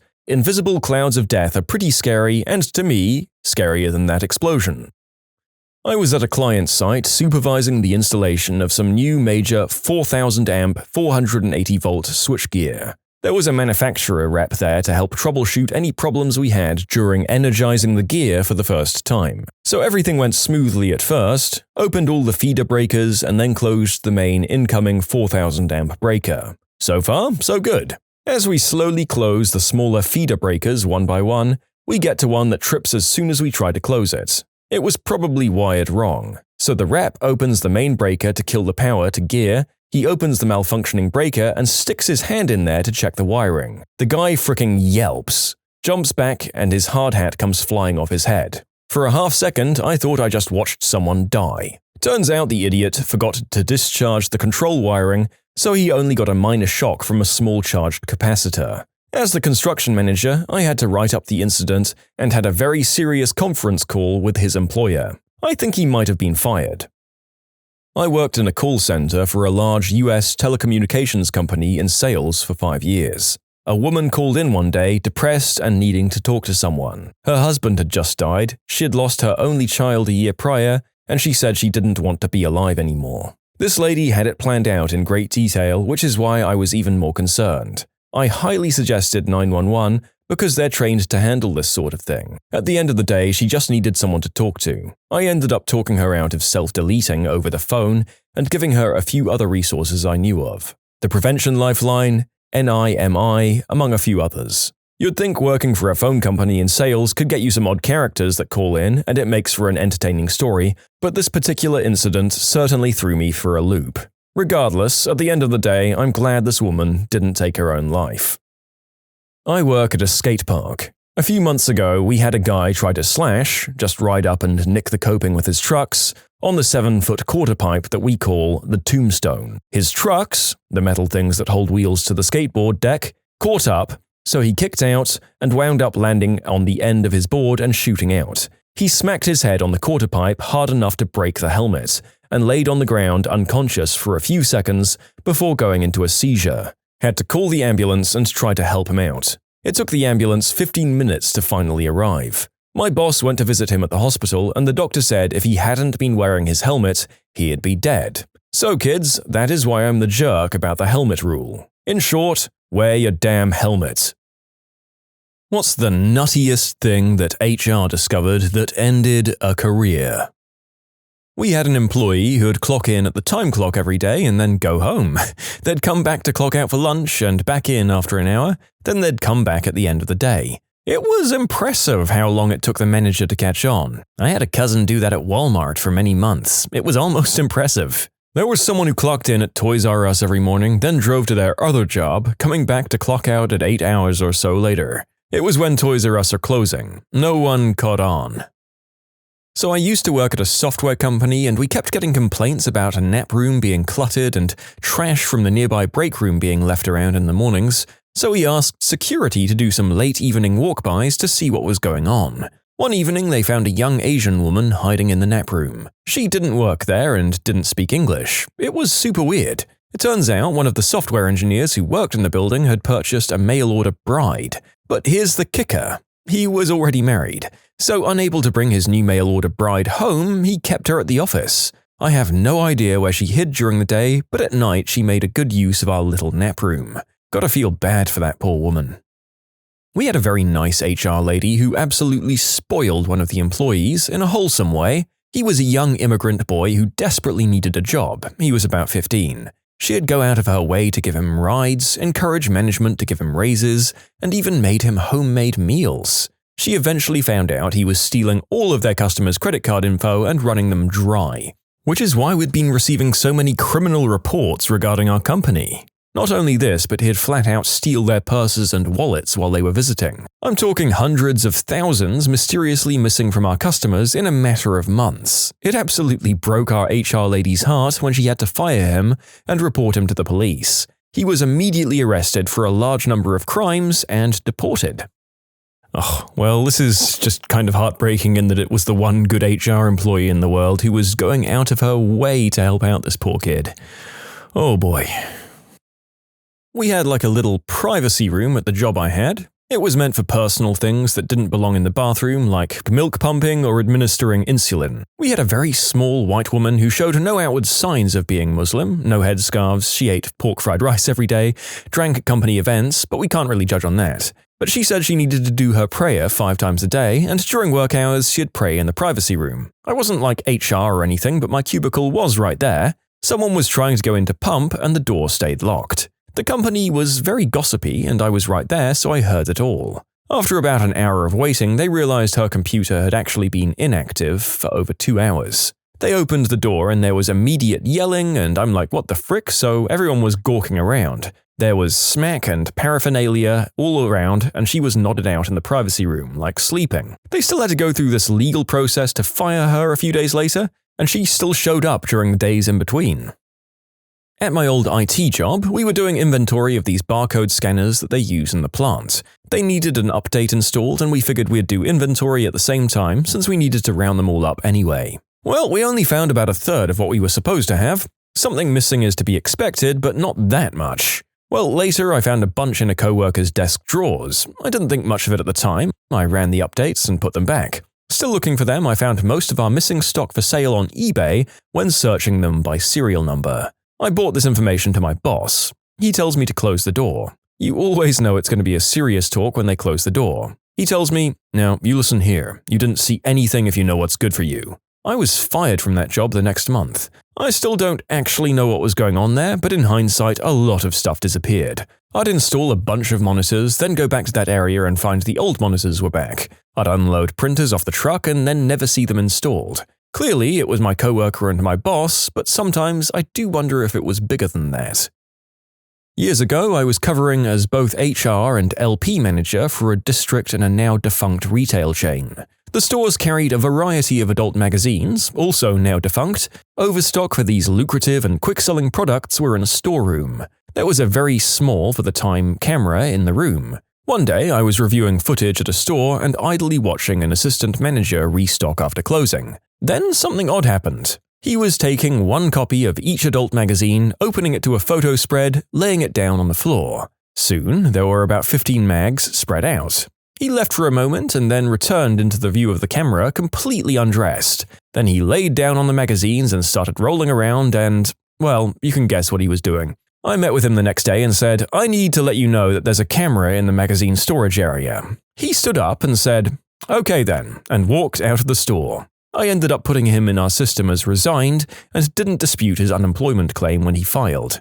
I went ahead and told the next person who took over the restocking job that a camera was there before he even touched a single magazine. Car dealership. Co-owner of the company had a used car lot he had registered under a friend's name. The big dealership would take in used cars, he'd pay a technician off the books to give it a bad inspection so the car would go to auction. He'd use the other company to purchase the cars for dirt cheap and sell the cars at a huge profit margin. Essentially got our KBB rep fired because she was evaluating trade-ins as being in good condition. But the inspections would all come back bad, so in the company's eyes, she was terrible at her job and paying people way too much for their trade-ins. They started to catch on when they realized close to 40% of all trade-ins were getting poor inspections. So they implemented a system where 2 technicians each did their own inspections. Suddenly, not so many cars were getting poor inspections. It all unraveled when they looked into it deeper and realized every single bad inspection came from one technician. In total, they estimated roughly $400,000 in profit had been stolen from the company over the past couple of years. It was pretty messy. A long time ago, I was an IT contractor working for a large company. There was probably about 20 of us on this one team that were all contracted by an IT staffing firm. It came to light that one of my colleagues had been previously fired as a high school teacher for a scam where he'd go to his student's place of employment, like Target, Best Buy, and steal a bunch of crap in exchange for not giving them good grades. When this happened, it was revealed that the IT consulting firm had not run a background check on any of us. The company we were working for called us into an office and said they needed to do background checks on all of us, and if there was anything to disclose, now was the time. No one said a word. In the next 2 weeks, one guy was let go because he'd done time for mail fraud, another guy for attacking his ex, another guy for getting kicked out of the military for attacking a senior officer, and another guy who was a former cop who it turned out was under indictment for allegedly using his power to do some completely obscene acts. That was an interesting month. My god, you had the real-life equivalent of the rogues gallery working in your office. I have to wonder if the author here was the one non-dangerous ground-level employee there and realized that he was in massive danger. Also, if you're wondering how these people get hired, another person provides a great answer. You'd be surprised at how many companies' background checks process consists of either not actually doing it or completely ignoring the results. I've had an HR person dead serious claim their job was to make sure the background check was completed and that they didn't actually have to look at it or take any actions. Turns out 100% always get completed, but some get completed with major issues. But apparently that was all not HR's job.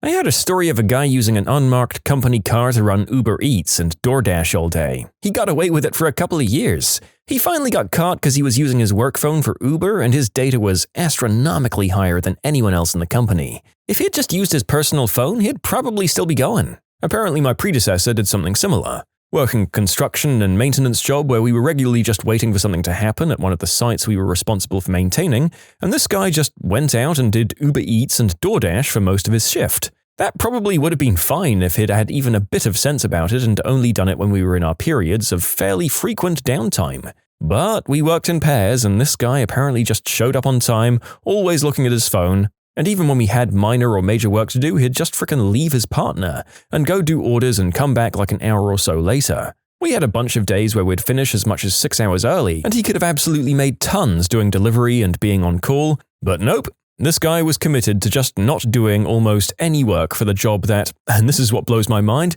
paid generally higher without any overhead costs so that he could continue with the door dashing simultaneously. Oh, I have two. This one guy kept watching adult material on his work computer, which was partially in view of other people. He was warned to never do it again. He was an excellent employee, but that's a fireable offense. He did it again. They mounted a camera right behind his desk and told him they were going to monitor him from now on. He did it again. They had no choice but to fire him. Another time, someone was looking for something in this new guy's desk drawer. He'd only been there a couple of months, and they found hundreds of little pieces of paper, each with an offense detailing when someone made him angry. Some of them made it clear the notes were instead of hurting people. You can submit your own stories to be featured here on the channel. The story submission link is in the description below. And if you want to listen to some vibey music in the background, check out easymode, also linked below, and subscribe.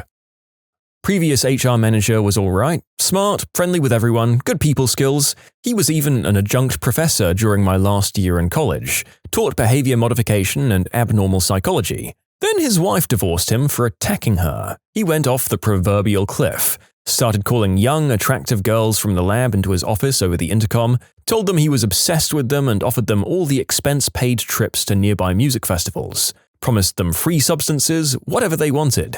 They all turned him down. One girl received a decent settlement. He was immediately fired when they found out, of course. He spent the last few years trolling around our college town trying to bang anything that would give him the time of day. It's outwardly obvious he's on hard substances. Multiple stalking and direct attack charges, banned from 24 local businesses, absolutely unhireable anywhere serious ever again. My husband was the de facto IT person in his small company. The company had a nationwide sales force, and the salespeople would come into the office every couple of months for meetings, among other things. So when one of the Midwest sales guys, John, came in, he gave his computer to my husband and said, "Hey, it's been really sluggish. Can you take a look at it and see if something's wrong or if you can get it to run better?" And my husband said, "Sure, I'll take a look." Well, long story somewhat shorter, it was running slow because the memory was filled with adult images.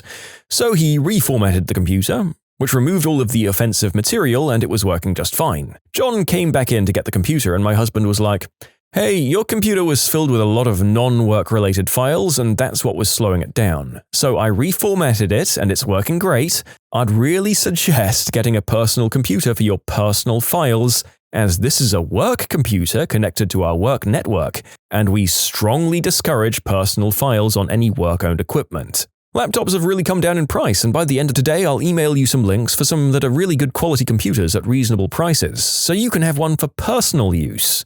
John just kind of brushed him off, gave a brisk thanks in passing, grabbed his computer, and left. My husband sent John the email with the links, and that was that. However, 3 months later, on a Friday, Same situation. John comes in, computer isn't working, and it's filled with the exact same sort of stuff. So basically, my husband feels that John was given his chance and now the gloves are off. He goes to the company president, explains what was going on, and shows her a sampling of what was found on the laptop. John was fired that afternoon. I can't even wrap my head around that level of stupidity. He was given a get-out-of-jail-free card and basically just spit on it. You can't save people from themselves, I guess. And he probably had the nerve to think that this was literally anyone else's fault but his own. I won't begrudge anyone being into that kind of material as long as nobody's being exploited, but you've also kind of got to be discreet about that sort of thing, especially in a professional context. My wife's in HR. She recently had to handle the firing of an employee because a federal background check revealed he was some kind of local substance kingpin with an active court case. What's insane is that he was actually working this low-level service industry job. My friend worked IT support for a hospital. They have the ability to remote desktop into employees' laptops, even without authentication from the user, but this was only supposed to be done under special circumstances. I had an urgent ticket which required a remote login, but the doctor was completely unreachable, so he ended up just connecting to the laptop. Turns out the doctor was watching adult material at that very moment, and he immediately logged out, hoping nothing would come of it. Apparently, the doctor reported the situation, landing them both in trouble. A guy got caught smoking green herb in the bathroom. He only got fired because he had it on the premises. If he'd said, "I'm taking a quick break," or had just disappeared to his car for 2 minutes, took a few hits and come back inside, he would have been fine. He'd been there for 20 years up to that point. It came to my attention after a few times that a woman would stay in a restroom stall and take all of the toilet paper off the rolls by just unraveling it. And she was seen putting what she had rolled up into her locker a few times. She claimed she was too poor for women's hygiene products, so she was told that they were provided and there was no need for her to use that much TP for that. Hoped that was the end of it, and then it started again, and she claimed this time it was for wounds and that she couldn't afford gauze and wound dressings. Okay, we just told her again that she could use what was in the first aid kits. Management really wanted to be gentle, so it starts up again and she confessed she just likes stealing things and this was easy. She was termed after that one. One of the salespeople had printed off their new offer of employment from a direct competitor on a company laptop, on a company printer, and then just forgot that the paper was there. She wasn't the sharpest tool in the shed. All of her stuff got immediately locked, and she'd also tried to download the whole client database and sent it as an attachment from her work email to her private one. All this happened in one day. There was a guy interviewing for an engineering position at the company I worked for. Being from out of state, he flew in the night before. Around 2 a.m. the day of the interview, the HR manager's cell phone rings. It's the interviewee asking if she'd bail him out of jail. He'd been arrested for getting into a fistfight with a working girl in the bushes at some park. They had a dispute over payment due for the services given. He was fired before hired. Not HR, but my coworker went to work for a competitor and then never quit her job with us. She traveled for work and was able to work both jobs for months. Lasted until a customer mentioned he'd heard she'd left our company and asked who his account rep would be. When I worked for the federal government, one of our senior managers was dating 2 women that were his contractors.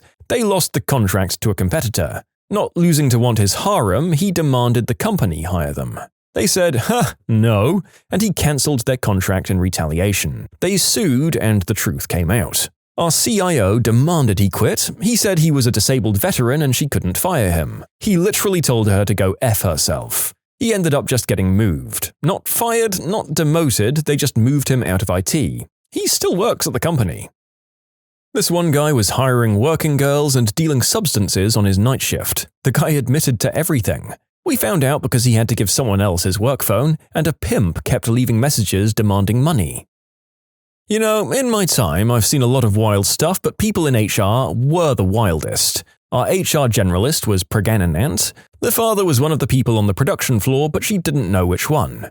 Fistfights broke out amongst all the potential fathers. HR VP was fired after a paid conference he attended was actually just a free vacation for him and his family. He didn't even go to the same city as the conference. HR director was having an affair with the IT director. Both of them were married. When they were confronted, they both denied it, so they were both fired. I saw them 7 years later on a plane coming back from Europe. Still together. I was the IT guy who involved HR. If you want to sell your homemade adult movies, at least use your personal email instead of your work email to do these dealings. Now, I have to say that in these later stories, there seem to be a lot of employees who just can't stop watching, or in this case, making, these films at work. Come on, people, this is like the one thing that you know you can't get away with, surely. My dad was working as HR in the construction industry. The story that stands out the most, they had a guy taking a crap in another fella's backpack. I worked at a recruiting agency, had a candidate with an interview lined up, big biker machinist, couldn't get a hold of him to set up. Finally, we got hold of his girlfriend. She had kicked him out. She informed us he got fired from his previous job because he threw his boss into a dumpster. Like WWF style. I was envious, but I still put him on the do not call list.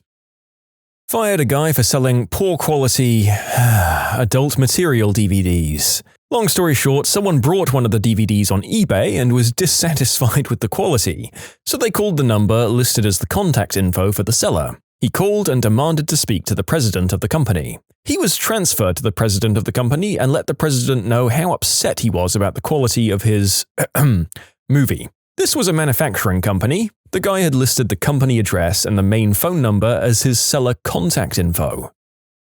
I did some repair work in a food production company. One of the employees there told me a funny story about a guy that got fired. This guy would come in every day, clock in, do a bit of work, then disappear. It took a while for anyone to realize he wasn't working, as this is a big facility and no one could figure out where he was going. He wasn't leaving the building either. This was apparently a mystery for a while. Finally, it was discovered he'd somehow got his hands on a copy of the elevator service key, and he was running the elevator part way up, stopping it, opening the doors and climbing into the space below the elevator car. Elevators have a crawl space below them for maintenance. He apparently slept down there and then went out before the end of his shift, did a bit of work like nothing was wrong, and then went home. He didn't get fired, but in the days of MSN Messenger and Outlook pop-ups on Windows XP, a pop-up showed up as a co-op student was chatting to a friend on his work desktop, so the message was intended for a friend. What happened was that an email came in with a quick reply, which captured his message and sent it to the company. I'll summarize the email. The lunch lady is sick and won't be here today. And the co-op student's response, "Sorry, it slipped out, just like me out of your mom." He was petrified when he realized and went to his boss's office. They sent him home for the day and he sent an apology email the next day. Delivery drivers. Have you ever blacklisted a customer? My friend, who is a pizza guy, told me he asked his manager to ban a house because they always want him to wait until they eat the first slice, and then they complain the pizza isn't well made and ask for some discount or coupon, and they end up not paying their tip, acting all angry. Jerks. I delivered to the dorms when I was in college, back before credit cards could be used to pay for pizza. In the largest men's dorm, we had a war with some of the residents after they got angry when we wouldn't accept an expired coupon for a 14-pizza order. So they kept calling us up with ghost orders and making life real hell for us over the course of a few weeks. So we stopped delivering to anyone in that dorm. As we were the cheapest pizza in town, that didn't go over well with them. The RAs got every student in that dorm together and told them to knock it the frick off or get kicked out. So, we tried to deliver again and the same thing happened. So we banned the dorm forever. It was cool by me because those idiots would place between 5 to 20 pizza orders and tip $2. It was the mid-80s and there was no caller ID. Most of the students used the wall of payphones they had in the lobby, but some rooms had their own phone. Regardless, there was no way of us knowing who was calling. I was delivering for Godfathers in Memphis in 1988. We had both houses and areas that were no delivery. We had one area smack dab in the middle of our normal delivery zone that was blocked out. It was a low-income apartment complex. We got a new manager, and he was eager to up his numbers, so he quickly changed that area to being a legit delivery area. The first time he handed me an order for that complex, I explained that it was a really crappy complex and we didn't go there for a reason. He accused me of being racist and that I was too scared to deliver to a black part of town because I was white, and said that I'd have no problem going to a poor white part of town. That wasn't true. He just said to deliver it anyway and quit complaining. Okay, man. So I drove it out there and walked upstairs to the apartment door. I knocked, no answer. I look a bit closer and it's obviously a vacant apartment. So I head back to my car and I was sorting out my money bag and next order when I glanced up in the rearview mirror and I see 3 bad-looking dudes crossing the parking lot, heading right for my car. I notice one of them is carrying a weapon. Holy crap. I cranked up my crappy VW Rabbit, threw it in reverse, and hauled butt out of the parking lot. I got back to the shop and the new manager accused me of making it all up and said he didn't think I'd even attempted to deliver it. He says to go back out there, and I say no frickin' way, dude. So he insists, so I insist he comes with me, and he does agree. We drove out there, he carries the pizza up the stairs, realizes that it's a vacant apartment, and quickly gets back in the car. Sorry dude, you were right, it's a setup. We got back to the shop and he marked the whole area off limits again. Yep, sometimes new management discovers that these old rules are there for a reason. Also, at least your manager was not only able to put his money where his mouth was and come with you, but he actually admitted fault, so good for him. That's better than 98% of managers we hear about here. A lady on our delivery route was always just getting out of the shower when we arrived and kept accidentally dropping her towel. There wasn't a single driver in our shop who hadn't seen every disgusting fold and lump of that 300-pound acne-covered body. The manager finally warned her that if she did it again, she'd be banned. She, of course, did it again, and I like to think that the resultant loss of home-delivered pizza translated into a net benefit for her physical health, just as it had done for our mental health. I had a house who took the pizza, went inside, I'm assuming shook it violently, and then ran me down before I drove off demanding it be free since it was all messed up. I said there's no way that happened, but I'd be happy to take that pizza and get another. He demanded he keep that one and I get him another. I said no way. I ended up taking the pizza back and I got chewed out because they thought I dropped it. Then a few weeks later they pulled the same crap on my boss. People are scummy. There was an older man who suffered from dementia that would order 4 fountain drinks and nothing else from my shop and then would tip about $300 every time. After hearing about it a couple of times, I told my manager and we all agreed to get in contact with his family, let them know that we wouldn't take orders from him and that they'd have to take some measures to keep him from doing the same with other establishments. God only knows how much money that guy gave away. I used to deliver sandwiches for a shop. We had to blacklist this one lady who'd call up last minute and always demand 50 to 100 sandwiches for her meetings, and she wanted them delivered in 15 minutes. We explained to her over and over again that this wasn't how it worked, but she still demanded her order. So, when it showed up 45 minutes later than expected, she became a monster, causing a scene, not tipping, sending in complaints to the district manager. This happened so many times, and finally one day she called in an order for 200 sandwiches, wanting it in 15 minutes. I delivered the order myself and she took the sandwiches from me for her meeting. I sat there and waited for her to sign the receipt, and waited, and waited. Turns out she took the sandwiches into her meeting and booked the heck out of there without signing. She then called her bank to cancel the charge on her card and called us in for fraud. She had the nerve to call up our district manager and said that we owed this to her since all of her orders were late. She was blacklisted after that, and my district manager finally apologized for not believing me on this story. Pharmaceutical reps are the worst. I used to be a delivery driver for Pizza Hut. I used to work the Sunday afternoon shifts, and I'd have the same man order a supreme pizza every week. I was always the one to deliver his order because most of the time I was the only driver on duty that time of day. Alan was a nice, quiet man who had a lovely front porch. One day I didn't take his delivery for some reason, and poor Marvin took the delivery instead on the day that Alan decided to open the door, stark undressed. Alan had wanted to show me, a small red-headed girl, the goods, not big black Marvin. Alan never ordered another delivery from us for some reason. I delivered pizza in New Jersey. I went on the porch to see a snarling Rottweiler behind the door. Not a big deal, it happens a fair bit. I'm a stranger, the dog is just being a dog, right? The lady pushes him back and we do the transaction, and as I'm turning to go, the lady said, "Oh my god, he's out!" The back door was swinging open and the dog was charging around the house, about to come onto the porch. I quickly opened the door to run inside, but the lady screamed, "No, the really bad one is inside!" And I saw a bigger Rottie just inside the hall. So I stuck myself between the screen door and the real door, and I'm trapped in an angry dog sandwich. The outside dog bites my calf because I can only close the screen door so much. There wasn't much damage, but I was bleeding.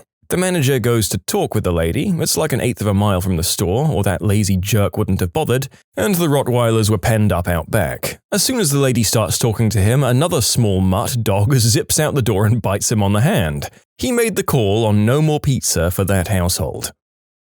When I worked at a pizza place, we just had one person that we wouldn't deliver to because he had always refused to pay and he'd hassled the delivery guy, saying the pizza was cold or took too long, wasn't the right order, whatever. He probably got a couple of free pizzas at least before we stopped bothering sending to him anymore. We used to have people try to claim the pizza was cold even after we got bags with ceramic heat stones in them. A pizza could be a lot of things, but cold wasn't one of them. You could have a pizza in one of those bags for 2 hours, and the bottom of the box would be so hot you could barely touch it. It was a pain having to keep those bags plugged in and rotate them so you were always using a hot one, though. We had a guy and 2 girls order separately, then grab the pizzas and run. The girls had picked the food up and left while the guy was paying. After 30 seconds, the guy bolted. It was a $100 order. My manager, who's a frequent gym goer, leapt the counter and gave chase. The 2 girls had gotten into the car with the food, but when they saw my manager pounding towards them, they drove off, leaving the guy. My manager chased him for 3 blocks and was gaining on the guy when the girls pulled up and the guy got into the car. Unfortunately for them, all 3 of them went to school with the kitchen hand at our store, so we had their names, jobs, addresses, and Facebook accounts. We contacted them all on Facebook and we got them to pay for the pizzas the next morning under threat of contacting the police. We also put them on the no delivery list. You know, it's probably a good thing for these kids that their first step towards petty crime was such a harrowing failure of an ordeal. With any luck, it put them off trying this crap ever again. I worked at Papa John's. The only place on the no delivery list were bounced checks. We had one driver get his knee bashed sideways with a baseball bat and money stolen. I delivered to the same place the next night. Our managers didn't care about getting robbed because the driver was only supposed to have $25 maximum on him at all times. So everything over that $25 the driver had to pay for. This driver, I think, had to pay around $125 after being brutally injured. We were told for this very reason that after every delivery, usually 2 to 3 houses, when you came back to the store, you put all of your money in your drop box. Obviously, if you got $60 cash on a delivery, the store wouldn't make you pay for that, but they had a record of how much the order was and how they paid. Those guys were evil. Oh my god, I'm on the no delivery list of 2 restaurants because my roommate is a frickin' idiot and can't do math to save his life. He once sent a driver away after heated conversation with a minus 25-cent tip. Unfortunately, I was in the shower at the time. It wasn't until afterwards that he was explaining the situation to me that I realized what a moron he was. The bill came to $20.25. He gave the guy $20 and thought it was a good tip because we ordered 2 sandwiches that were basically $7 a piece and $1 for soda for a total of $15, so a $5 tip. In actuality, the sandwiches were $7.99 and the soda was $1.99, so that's $18 right there, and there was a $2.25 delivery fee, so $20.25. Unfortunately, the delivery guy spoke almost zero English, so all he could say was, "Not enough," to my roommate, and my roommate is an idiot who wouldn't read the damn receipt. He is no longer allowed to answer our door unsupervised. You can submit your own stories to be featured here on the channel. The story submission link is in the description below, and if you want to listen to some vibey music in the background, check out easymode, also linked below, and subscribe. We had quite a few blacklisted numbers and addresses. Mostly they were for people who wrote bad checks or that constantly complain or return orders or even make threats. One address that was on the absolute edge of our delivery area, a business all by itself on the edge of town, it got blackballed because people from outside the delivery area would give that address and meet us there. A couple of bad neighborhoods, including one that was literally 6 dilapidated trailers in the middle of a field, with a 2-track going back to it, and nothing but smackheads with pit bulls and Rottweilers with no leashes, they were blacklisted too. Our greedy owner refused to develop such a list even after 2 of our drivers were mugged at the same house. They wouldn't let us avoid neighborhoods, no matter how unsafe, no matter what time of day. Okay, so we had a really nasty apartment complex in one area of Sacramento. Totally a no. One night, a new guy took an order and actually accepted one from there. I was about to call back and say no, I was assistant manager at the time but running pizzas that day, when in come 2 cops to pick up their pizza. They listen in and offer to tag along. I was dumb and crazy then, so we made the pizza, and I loaded it into my little truck and drove out there. As soon as we pulled into the parking lot, the cop turns off all his lights and coasts into the spot next to mine. I walk up, start the spiel, and start listening to their story of this guy or that guy ordered it. I started to walk away, and one of the shady guys steps out of the bushes next to me where he had been hiding. Instantly, every light came on the cop car, flashes, both spotlights pointing right at me, with the cops getting out of the car. Quickly. The guy steps way back. I walk back to my car, and a couple of cops got an extra free pizza that night, and I got a great story. Worked at a Hungry Howie's Pizza in college. They're basically a cheap discount pizza chain. We had a few stores in a college town. Mine served the local college campus and the areas out west and south. These included the bad parts of town. We had a list of about 10 or so neighborhoods or streets we didn't deliver to because drivers had been robbed. One of which happened near a rather large government housing project. That never went over well when I had to explain it to people. They often cussed me out like it was my idea or called me a racist. We also refused to hire female drivers because of an incident before I was hired. A group of people made multiple fake calls throughout the night to different addresses until the female driver showed up. When she did, they kidnapped her for days. She was a victim to some truly heinous and unforgivable crimes. One of our drivers was kind of a crazy homeless guy who had some anger management issues. One time, a guy pulled a shotty on him while he was still in his car. He was having a bad day, so he just grabbed the barrel, pointed it forward, and floored the gas pedal. He also used to sunbathe in his white briefs in the nasty parking lot behind the store while laying out on old pizza boxes. Apparently, our entire complex is on the Do Not Deliver After Dark list at a local pizza place. That was encouraging to find out a week after moving in. Oh no, that's a fun one to break to your flatmate or partner. Guess what? We're the hottest spot for armed robbery in the county, and we're ineligible for services due to risk of injury to their personnel. Great job vetting the flat. In the late 90s, I was still living in Detroit and I was in between desk jobs, so I delivered pizza as a part-time gig. Detroit's neighborhoods have been rough for a few decades now, but the 90s seemed like they were on their own level. I won't say the specific neighborhood, but there were some really rough ones. This one house, though, this house was just in awful shape. I kind of figured this would be bad even as I was driving down the street to get there. Every other house literally was either burned out or very obviously abandoned. This one was just crappy looking, but I tried to be optimistic. I walked up to the door, the awning kind of drooping over my head, and I knocked. Almost instantly the door cracked open, and all I saw was a dark hand with what looked like a Glock. Just leave the pizza and walk away. I complied, obviously, and told my manager that I wouldn't be delivering to that neighborhood anymore. I still stuck around with that job for another 6 months or so, but that was probably the only thing on that level that I've ever seen.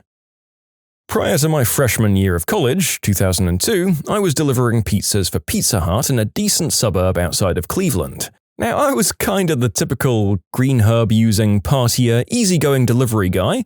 As a bit of background, one afternoon, my manager requested that I go to change several $100s for smaller bills for our register. As I was leaving the bank after getting change and getting into my car, I sense someone approach from behind and suspect they're going to ask me for a cig. Nope. Instead, it's a guy with pantyhose on his head and a knife who demands the money I have in my pocket, and my keys. I oblige, and he ultimately runs off and tosses my keys into the parking lot where I can see them. When I run into the bank, no one at all saw the incident, and wouldn't you know, when they pull the footage, there's sun glare in the exact spot on the window where my car was parked. The cops interrogate me and search the car, but seem to conclude that I was in fact telling the truth. My manager even vouched for me, saying how I was a good kid. Flash forward to about 10 years, and I was telling the story at a party, and bam, it hits me. My manager, who often dated unsavory characters, set up the whole thing. Considering I was robbed in front of a bank in broad daylight on the busiest street in my town, who the heck would know to rob me,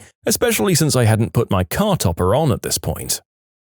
I worked at a Little Caesars when I was a teenager. On a really snowy night, one of our drivers got into a car accident and sadly lost his life on his way to deliver the pizza. The customer called in a little while after we learned about the accident and absolutely lost it that his pizza hadn't been delivered. When the manager explained the situation, he stated he didn't give an F and wanted his pizza delivered for free. Needless to say, he got an earful from my manager and was put onto a no-serve list.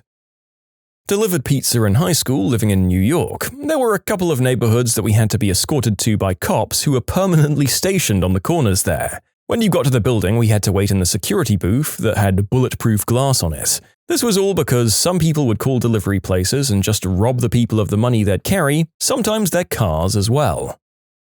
Our delivery store has a woman who used to come in every so often or order delivery and who didn't want black people to interact with her or her food at all. One of our drivers, a really nice old black guy, delivered to her and she simply slammed the door in his face. Another time, she walked out on a black cashier because she swapped places with the white driver who was originally taking her carry-out order. Finally, the manager put his foot down and told her not to come back or order from us ever again. I'm a former Domino's driver in a central Florida hood. The no-service lists were apartment complexes or streets where drivers had been robbed at weapon point. The downtown store had some places it would do in daylight but no service after dark. Screw that job. I worked as a delivery driver for Papa John's in high school. It was a nice weekend job, lots of nice people in my area. Naturally, there were a couple of idiots who we didn't like to serve and later added to the blacklist. One memorable house was this guy. This frickin' guy. He would order massive amounts of pizza, I'm talking anywhere from 7 to 20, and he'd pay with cash. So naturally, we'd call ahead of time to make sure it was a legit order and that we'd get paid for the pizza. He'd answer, tell us that it was all good and that he had the cash. It would always be the same order, X amount of thin crust pizzas with double anchovies and olives, extra cheese. I'd load up my car, drive over, and he'd never be there. Lights off and everything. Needless to say, we were all mad. This went on 3 times before we decided to add him to the blacklist. Then we'd get the same order to other houses. We'd get sketched out and not deliver to these houses. This happened over time with many anchovy and olive orders made, and we added like 6 or 7 houses to the blacklist. Not the craziest story, but it's the only pizza blacklist story that I have. Pizza guy here. We don't have such a list, but we do remember which houses are regular jerks and which ones try to scam free pizza by complaining. Usually we just send another pizza, but we make the regular baseless complainers send the first one back. We've never had anything truly bad happen to us to make us stop sending to people altogether, but we've sent different drivers to some places, like if a coworker is being hit on and it makes them uncomfortable, we'll send someone else to the place. I'm sure if something bad enough happened, we'd cease delivering to that address though. I worked for a restaurant delivery service and we had 2 people that stick out in my mind. The first was this incredibly misogynistic and just awful insulting man. He'd call and order, being a sexist jerk the whole time. I don't give a frick about any goddamn specials, sugar chest. Just give me a rib plate. And then 10 minutes later he'd call back livid because his food wasn't there yet. Now listen here, you goddamn witch. I hated that man, and it was glorious when my boss snatched the phone from me mid-tirade and told the guy off. The second was one of the brothels. All the other places of ill repute were actually really nice and tipped well. This one in particular though, they'd straight up snatch the food out of your hands and slam the door in your face, try to scam you out of money with these making change tricks. They complained about every order, screamed at all our drivers and order takers, and other stuff I'm sure I've forgotten. This was a long time ago. You'd think that given the nature of their business, they'd want to avoid the attention of the law, seeing as how they didn't even bother to conceal themselves under the name massage parlor, but openly flaunted that they were a straight-up place to get some. I'll never get that one. I imagine that's why they were spectacularly busted about 6 months after we quit delivering to them. When did reading your contract save you from a con artist? I signed up for a gym membership on a whim and got sketched out when they initially charged me $250 instead of only $90 for the month. I went home and I legit didn't sleep because I was so mad I went through with it. I called and asked the next day to see if I could cancel, and almost everyone I spoke to said either no, it was impossible, or only if I moved to an area that didn't have the gym. I checked the contract and you could cancel within the first 2 weeks, and I was only 3 days into the contract. You bet your butt I cancelled so fast. Gyms are notorious for being hard to get out of their contracts. LA Fitness wouldn't let me cancel online or in the gym itself. I had to send a letter to their HQ in California or some crap. They claimed they never got it. I had to send it certified in order to force them to acknowledge that they got it. I just recently cancelled a lifetime fitness membership as well. They weren't as bad. I went to customer service and said I wanted to cancel. They said no problem, but then the computer he was using won't let me sign it. Here, let's go to my office. At which point he tried to get me to stay. Once I said it was because of where I lived now, he was completely understanding and got me cancelled immediately, so it was comparatively good. My landlord agreed to let me move out a month early since he wanted to lease the apartment to someone else. We had to sign new paperwork to let me out of the original lease and to make me agree to be out by an earlier date. I knew he was a recently convicted forger, so I made sure to read what I was signing. He had added the condition that if anything fell through with the new tenant, I'd still be on the hook for rent after I moved out. I called him out on it and he said, "Oh yeah, I just added that part to protect myself." And then he stole my deposit. I still need to take him to court for that. Frick you, John, I've got a few more months before the statute of limitations is up. I've just left him one final voicemail and I'll proceed with the civil case if I don't get my check by the end of the week. I went to buy a new phone for $200. The $200 mysteriously changed to $300 while the document was sitting on a desk overnight. I called them out on it and I got it from somewhere else. Oh boy, that guy really was after a bigger chunk of commission, right? I hope he got chewed out by his boss for that one. That's not cool. My wife and I were at a car dealership buying our first car. The dealership was offering special no-interest financing for recent college grads, and we were using that to finance the car. The finance guy presented us with two options, a 3-year payment plan and a 5-year payment plan. The whole time he made it sound like the zero interest applied to both, so we went for the 5-year plan to get a lower payment. Finance guy tries to get us to sign without reading the paperwork, but we weren't having that. We come to find out the longer payment plan didn't qualify for the no-interest deal, and we were getting charged 6.5%, which is a hell of a lot more than zero. We got angry and threatened to walk out after we realized what they were trying to pull and got them to come down on the price. I know they've pulled that on other recent grads who don't read the paperwork and just sign. Some workplace demanded at least 4 years of employment or else we'd have to pay for those 4 years as you would pay for a course, in case of earlier quitting. What a con. My last restaurant job had a non-competition clause in the new handbook. I pointed it out to my coworkers, few signed, and it was revised in a week. Scumbags. You're more likely to put up with bullcrap if you're not allowed to get a job somewhere else. I went to pick up my car from the dealership, and it said by signing the paperwork it gave them permission to lend my information to third parties. Nope.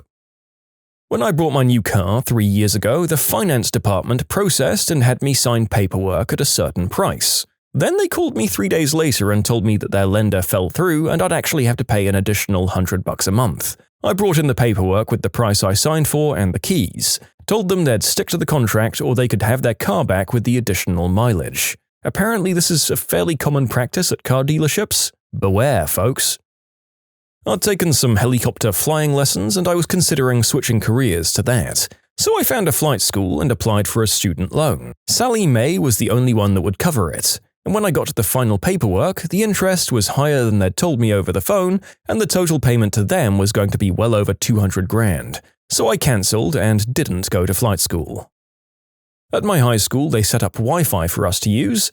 However, in the terms of service, it said that by signing into the network, the school had permission to search the phone and look at its contents. I did not sign in, and I haven't to this day.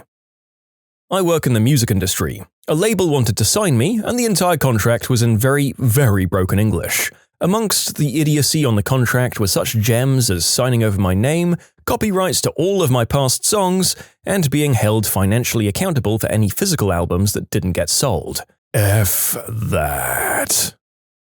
Buying my house. My husband signed the paperwork and I went in later that day to sign.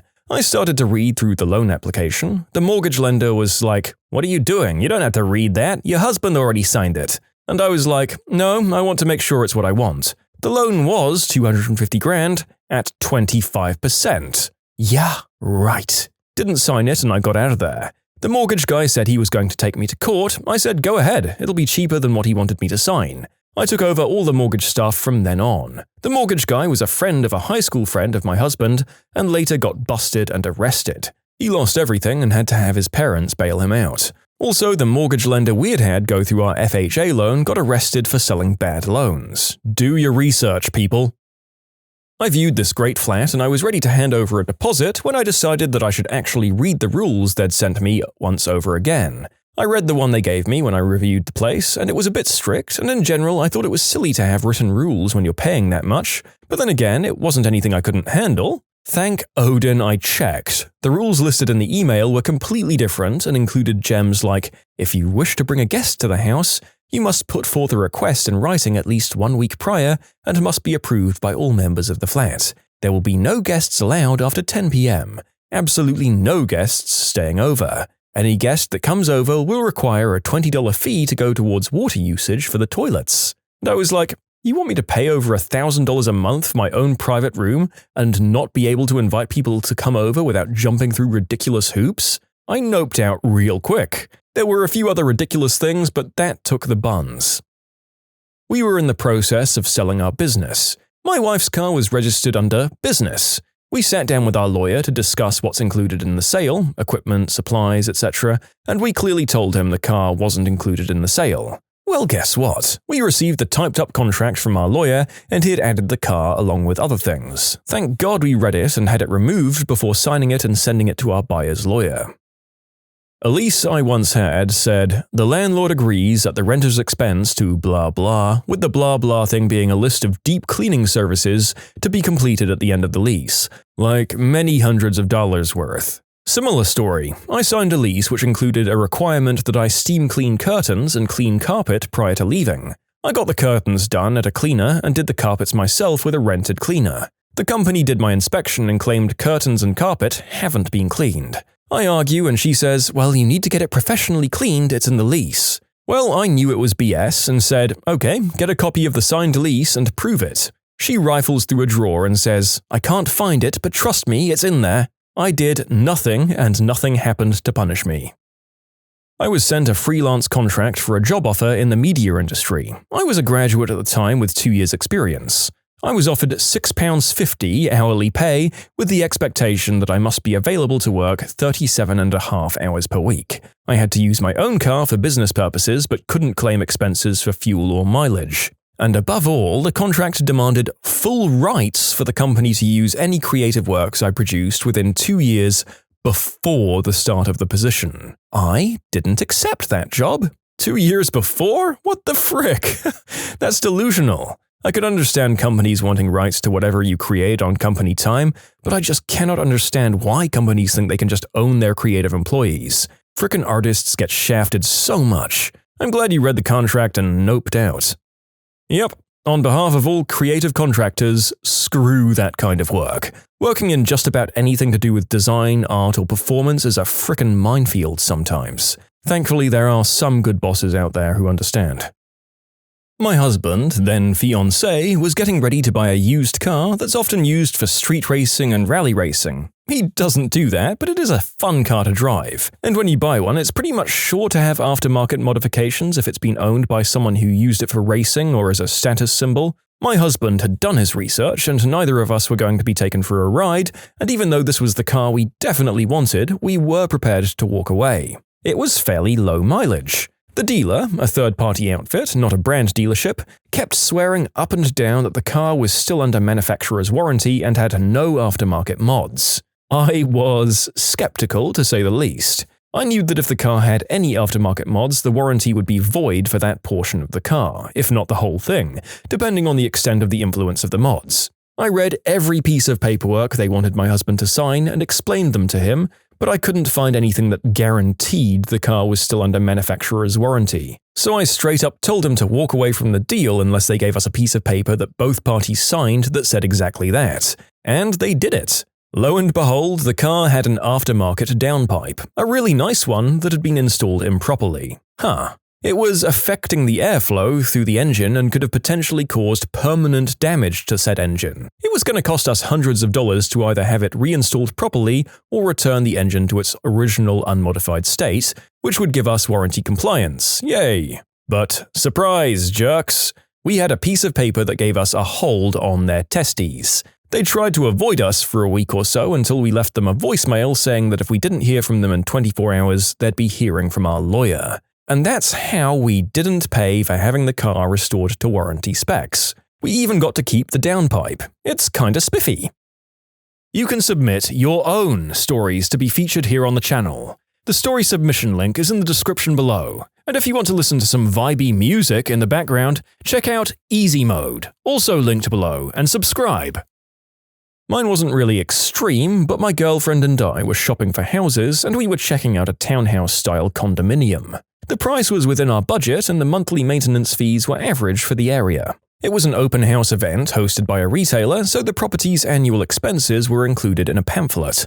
I found that on top of the regular monthly maintenance fees, which were around $350, there was an additional expense of $800 every 6 months. I asked why there was an additional expense if there were already regular fees, and she responded that the extra $1,600 per year was used to keep the fees low. I responded that the fees are average for the area and many places in the same neighborhood are already lower. Long story short, it was a nice house, but we didn't pursue it further. I'm on board with the idea of condo fees if they cover things that I would normally pay for, like heat and water, snow removal, or garden care, and if they needed additional expenses for major upgrades like new roofs or doors or windows. But expecting 12 houses in the row complex to each kick in a $1,600 bonus every year without specific accountability isn't something that interests me. In the US Marines, I was enlisting for a program that's 5 years of active duty at age 19. I get the contract and it says 8 years. Nobody had ever mentioned anything about that. I ask and the recruiters point out it's an overall 8-year contract but only 5 active, and the other 3 years I can serve in the reserves or in the inactive ready reserve. They explain that the IRR means you're still eligible for service on paper but have no monthly or annual obligation except keeping your address updated, and that all it means is if World War III breaks out and they're drafting guys anyway, you'll come back in at your old occupation and rank. So I signed. Note that this was pre-September 11th, when we had no major wars going on.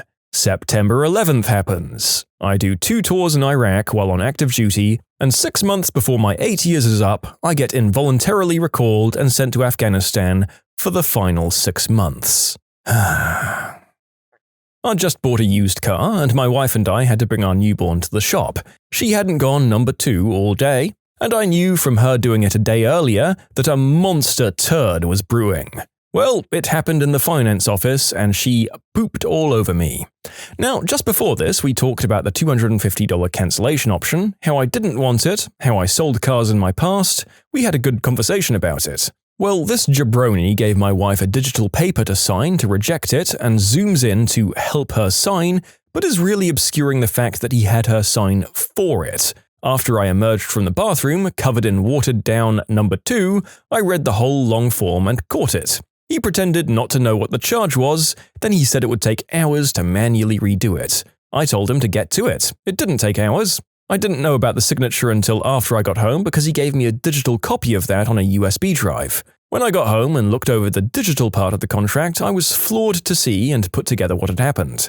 That jerk saw us struggling with our new baby and thought he could steal $250 from us to pad the back end. First-time renter here, I moved out of uni residence to get my own place so I could take my family cat. Found a nice little apartment for cheap downtown. I intended to move in with a roommate or 2 to split the cost, close friends of mine. The landlord didn't speak English very well, so although he insisted, "Oh yeah, everything good, everything okay," I wasn't sure he understood what I wanted. When he bought out the contract, it said in writing that pets weren't allowed and the cost would increase for more people living there. I pointed it out to him, but he retorted to the effect of, "I use this contract for all tenants. Those rules don't apply to you." Bullcrap. I told him I wasn't signing unless he rewrote the contract, but he refused, saying he wasn't going to waste time pandering to paranoid people. I offered to write the contract myself and was baffled that he agreed to it. So I wrote up my own contract with super lenient conditions, making sure to protect my own butt. Had a lawyer look at it and notarize it, and now I live with my cat and roommates at the original cost. I went to a reasonably well-advertised jewelry shop to pick up an engagement ring. Knowing that I wanted it to be a surprise, and that she'd want to pick out her own ring in due time, I made sure that the ring would be returnable for full price and even for a full refund from that store when I bought it in for $900. After the proposal, my then-fiancé found a ring she liked better at a different jeweler, so I went to return the ring. When I said I wanted to return it, the clerk said, "No problem, just sign this and we'll get you sorted out." I read the small paper and it stated something very close to, "I now confirm this sale to be a final sale and cannot be refunded or returned for any reason." I read it, pen in hand, looked at her and said, "Why would I sign that?" She took the slip back, got her manager, and I was able to get the full amount returned via the same way I paid on my debit card. For those interested, it was a People's Jewelers in Vancouver. That's insane. I have to wonder whether that was a con artist that was being pushed from management or the higher-ups, or whether this one salesperson was just really gung-ho and trying to save on commission no matter the cost. It was a wild gambit to take in any case, handing a customer a piece of paper that may as well say, "Please do the opposite of everything I've just asked for and keep my money."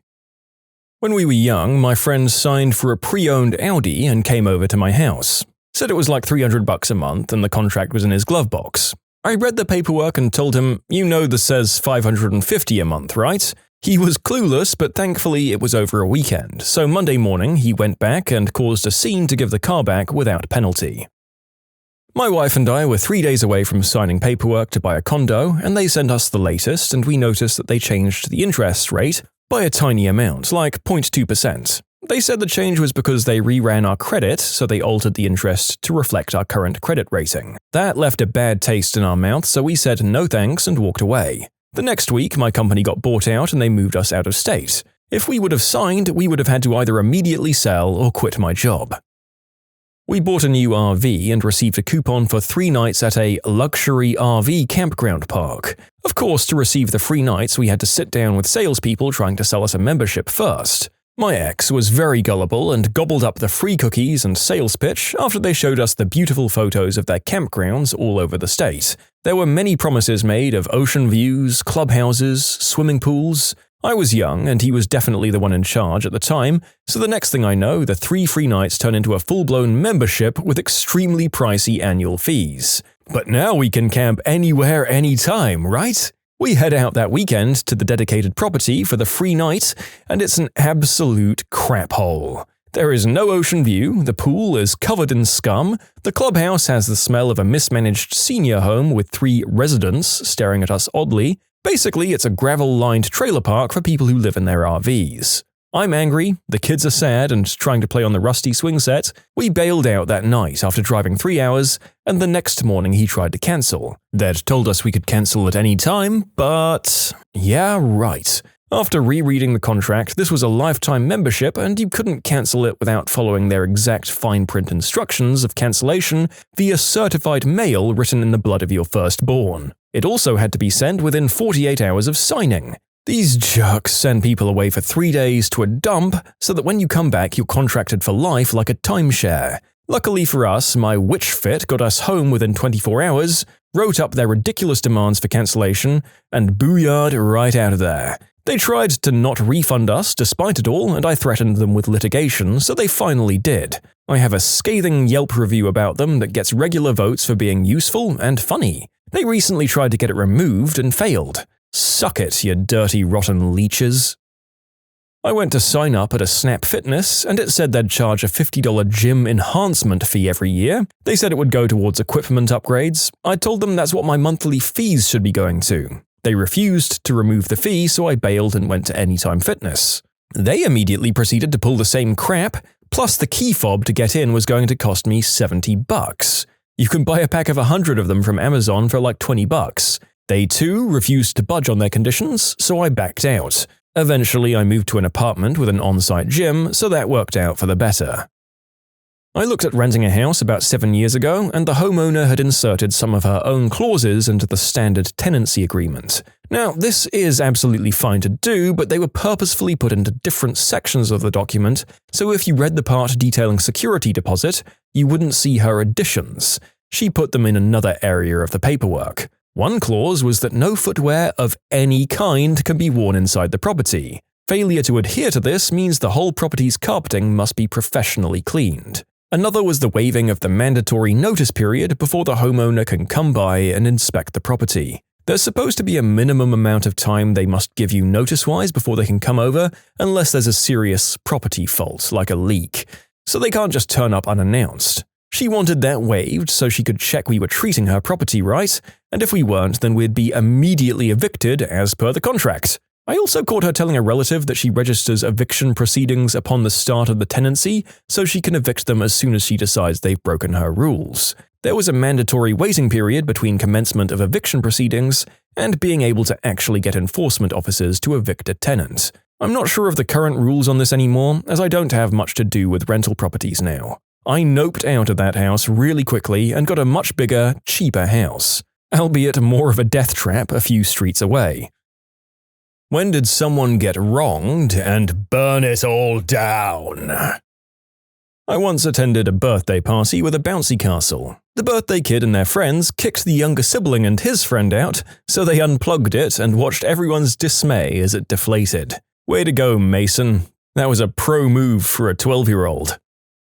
I used to be into amateur radio after a short stint in the Army Cadets. There was this one guy in the East Midlands, UK, who was one of the adult instructors. He was always telling us about amateur radio and did hand out old or cheap pieces of tech he'd tried out and wasn't keeping. Anyway, he was a little weird, overly friendly with adults. He never had any bad vibes around kids. And obviously he had some social anxiety which he was compensating for. Personally, I suspect he was on the spectrum somewhere, but who knows? After I left the cadets and went to uni, I stayed in touch on Facebook. We were in the same Facebook group for amateur radio hobbyists. He always liked to do things by the book and instilled in us the importance of being responsible and socially conscious with our radio use. He was the same on Facebook, reminding people that Mrs. Miggins on her £10 handset wouldn't know about transmission power and squelch, etc. He mentioned in passing to a new member the importance of only using the public unlicensed channels, kind of like CB radio in the US, on the correct, very low power setting of 0.5 watt. He mentioned it was because Mrs. Miggins trying to reach her kid in the next street wouldn't understand the idea that she could hear you, but couldn't reach you to ask you to be quiet a minute. He was correct here, and it's also a criminal offense to transmit at higher power on these frequencies, even though it's not enforced. Anyway, this got someone's back up and he was kicked from the group for preaching. After unsuccessfully asking to be let back in, he set up a larger antenna in his back garden, set up a super fancy aerial atop of it with a 30-watt transmission system. This is really powerful if you're wondering. And he now turns this on for several hours a day on whatever channels the radio club or group are using to teach them the importance of good etiquette. This means that nobody can use certain frequencies for hours at a time, as it just sounds like someone's having a one-way conversation on air. He could probably be arrested, but that doesn't seem to bother him at all. Yep, there are extreme hobbyists out there who do not give an F. Like, they're more passionate about it than they are about their lives and families, and this kind of fanaticism is why you do not want to cross them. I worked in an office for a Fortune 500. One of our longtime team members, Gloria, worked as a level 2 employee for quite a while. She was good enough to be level 3 or 4, but never took the offer because she was a single mum, relied on public transportation, and a few other reasons. Her friend, Patricia, started at the same time she did and was on level 3, working up to a level 4. Patricia and Gloria were all good until Patricia discovered that Gloria made more than Patricia because she was constantly getting merit raises and performance bonuses. One day, Gloria made an honest mistake. Our client just switched to a different protocol for billing and she accidentally billed him in the old way. It was a no harm, no foul situation, but Patricia went to the level 4 employees and senior management and suggested that Gloria be fired. They all went to HR, who said that while there was no valid reason to fire her, they could move her to a crappier team that would basically guarantee her failure. Gloria realized what was happening and secured another job. We were going to be off for 4 days for Christmas, and Gloria quit Thursday by leaving an after-hours voicemail. Gloria knew that the message wouldn't be received until Monday morning, so she sent out an email to the entire building, timed to be sent at 11:59 Christmas Eve.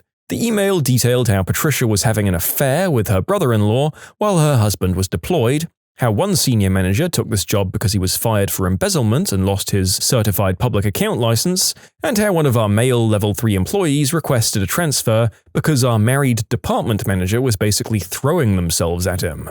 We got in at 8, HR and IT got in at 9. It was a crap show Monday morning. Quite a few people quit that day, and to think it all could have been avoided. I've run into Gloria and Patricia since then. Gloria is thriving. She got a stern phone call from the company and they tried to withhold her last paycheck, but that was it. Patricia is, well, a little more humble now. She was going through some serious crap at the time, and while that doesn't excuse any of the stuff that she did, I think the letter was a wake-up call that she needed to fix her life. You know, this really could be applied to my soon-to-be ex-husband. He has mommy issues. He has daddy issues. He has sibling issues. Basically, his parents divorced when he was in grade school, and no one really ever parented him from that point forward. His dad left. His mum, in my opinion, has no sense of accountability and can never be wrong about anything, so not exactly a great role model. She restarted her career after the divorce and left him in the dust. My husband never really healed from the aftermath of his parents' divorce. I can understand. My own parents' divorce negatively affects me to this day in some ways, though my parents are the polar opposite of his. They're both extremely involved and giving. I think the more my parents involved themselves in our lives, the more he realized what a parent was supposed to look like. When our baby was born and my parents worked to be helpful and bond with him, I think it almost showed a giant magnifying glass on the abandonment issues he had buried and run from his whole life. He cracked this year, ran away with someone, threw me and my loving family away, but briefly got the attention he was yearning for from both his crappy absentee parents in his time of crisis. That attention didn't last too long. He burnt our marriage and the life we had built over 10 years to the ground. He felt so sad and wanted me to feel as badly as he did, though any warmth he enjoyed from doing so quickly dissipated. He regrets everything.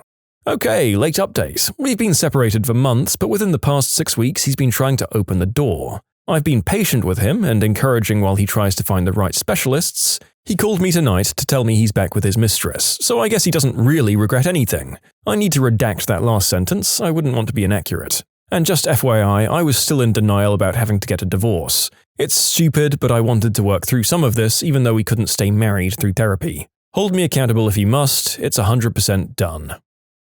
My uncle. He was always the black sheep of the family, but it turned out he had been carefully planning his future from the start. He got a full ride to his dream college, got a really well-paying job, got married, and now has a child who's a few months old. My grandparents, his parents, always thought he was a disappointment as he was their only son. He knew this and they just bullied him for a while about how he never lived up to their expectations. Turns out his parents and all 4 of his sisters ran themselves into quite a bit of debt, and he only found out as he was nearly done with college. They came to my uncle for help after he found employment, and he basically gave my whole family the finger and said for them to help themselves. I'm literally the only one of any of my cousins or siblings who bothered contacting him years after this whole ordeal. At the time, I was too young to understand what the frick was happening, let alone travel by myself. So I contacted him via Facebook Messenger, and his wife is a lovely woman. His daughter is so cute and gorgeous, and he's still the same strong, kind-hearted man that I remember.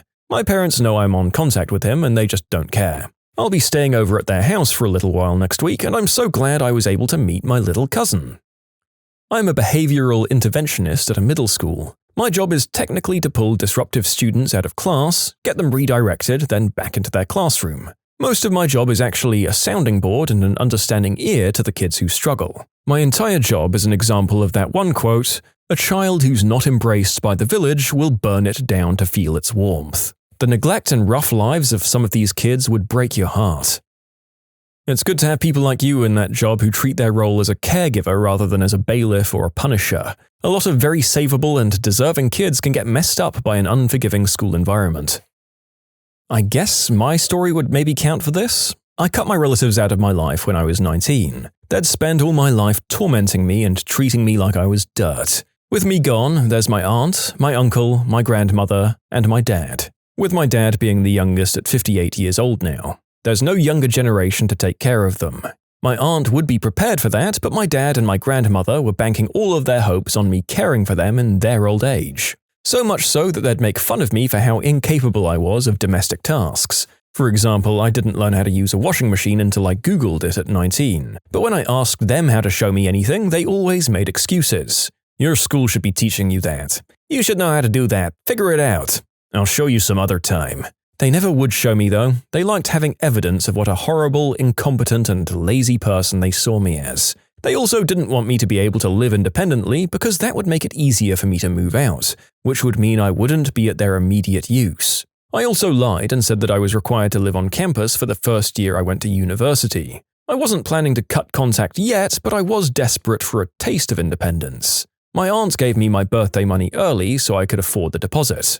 I felt awful because my aunt was actually the only one who'd ever stood up for me, but keeping in contact with her would have been too complicated, and I'm certain she would have put some pressure on me to mend things with the others. Not even a month after I moved into my student accommodation, I got into an argument with my dad and finally stood up for myself. I cut contact, and with that, I was expecting to become homeless once I finished my first year and my lease finished. I was too mentally ill to complete my studies and hold down a job at the same time.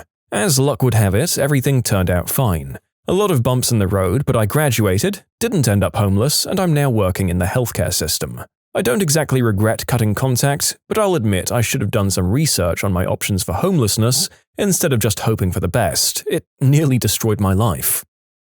You can submit your own stories to be featured here on the channel. The story submission link is in the description below. And if you want to listen to some vibey music in the background, check out easymode, also linked below, and subscribe.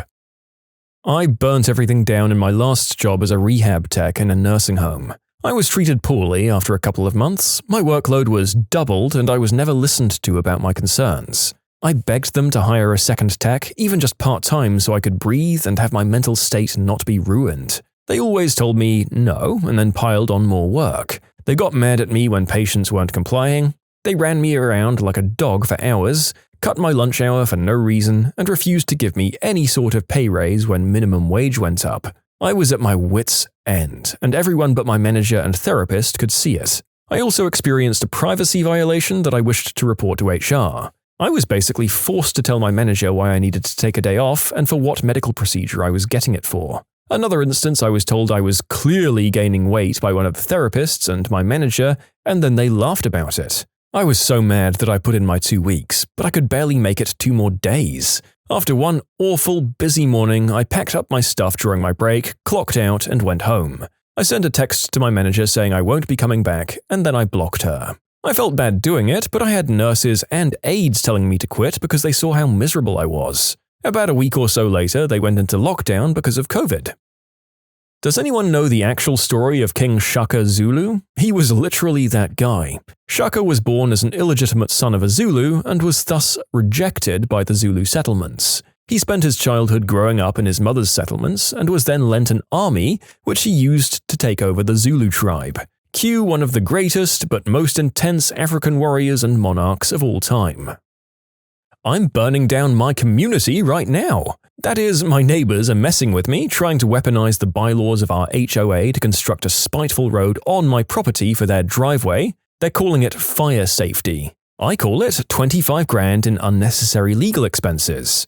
So I let my HOA know that if they allow this, if they don't stand up forcefully for me in court, then I'll use the same power to demand a 60-foot road down the entire HOA, literally forcing neighbors I don't know to move their homes. I'm being treated poorly, I feel unwelcome in my new village, so I'm enforcing my rights and burning down the neighborhood. It'll cost 25 landowners $1 million to make up for messing with me. Some of them may literally lose their homes, and afterwards their property values will be much lower. But I told them what would happen if they didn't support me. I gave them a chance.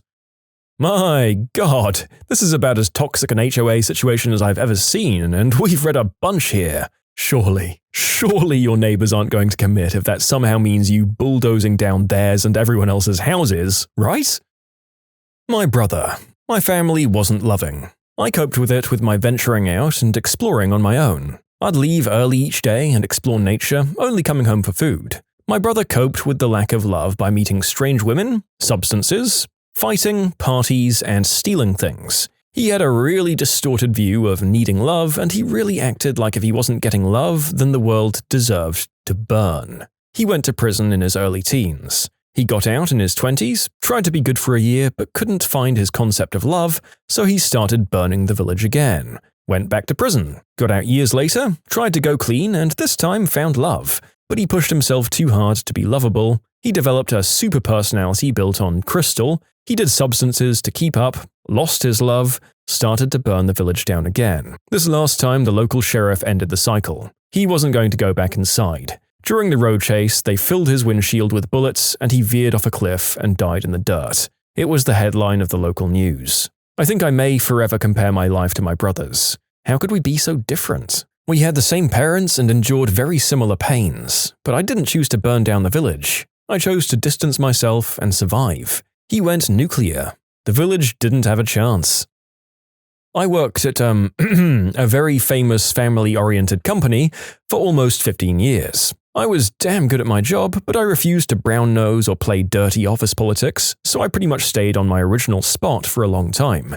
Because of this, I became a pretty regularly used advice platform for other employees on how to handle workplace issues, and because I valued my integrity, I never reported red flags to management, but I always encouraged the person to do so on their own behalf. Eventually, a few key people remembered how I helped them and circumvented the usual cronyism to bring me into their teams for big-name projects. It was a nice change and I appreciated the chance to stretch my legs. Then I started getting systematically bullied and harassed by the in-crowd who decided I was unworthy of being in their presence. I ended up going to therapy about it to help develop tools to deflect while desperately looking for a way out. Eventually, I got another job and handed a sort of manifesto to HR when I turned in my 30 days notice. Racism, people coming on to me, shoving, blatant favoritism, theft, all with dates, names, and supporting evidence. Basically an HR nightmare because they couldn't control what I did when I left, including going to the press.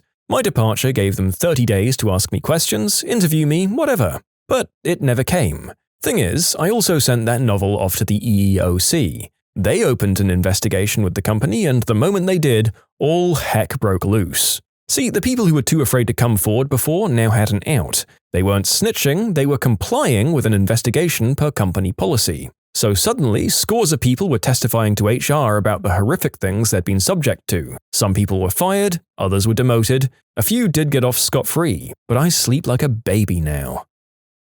I knew a girl a few years back who I think was a decent example of this. She was diagnosed with AD back in primary school and was shunned by her whole family because of it. As a result, she had low self-esteem and slowly grew a profound hatred for people, which resulted in everyone at school hating her, and as a result, her hatred grew more. After her 17th birthday, she ran away, but before she did, she'd spent about 5 years gathering dirt on everyone who had wronged her. She released it all, which resulted in her parents splitting and a bunch of other kids being expelled or getting into crap with their parents, and if memory serves me correctly, one kid even got disowned because of what everyone found out about him.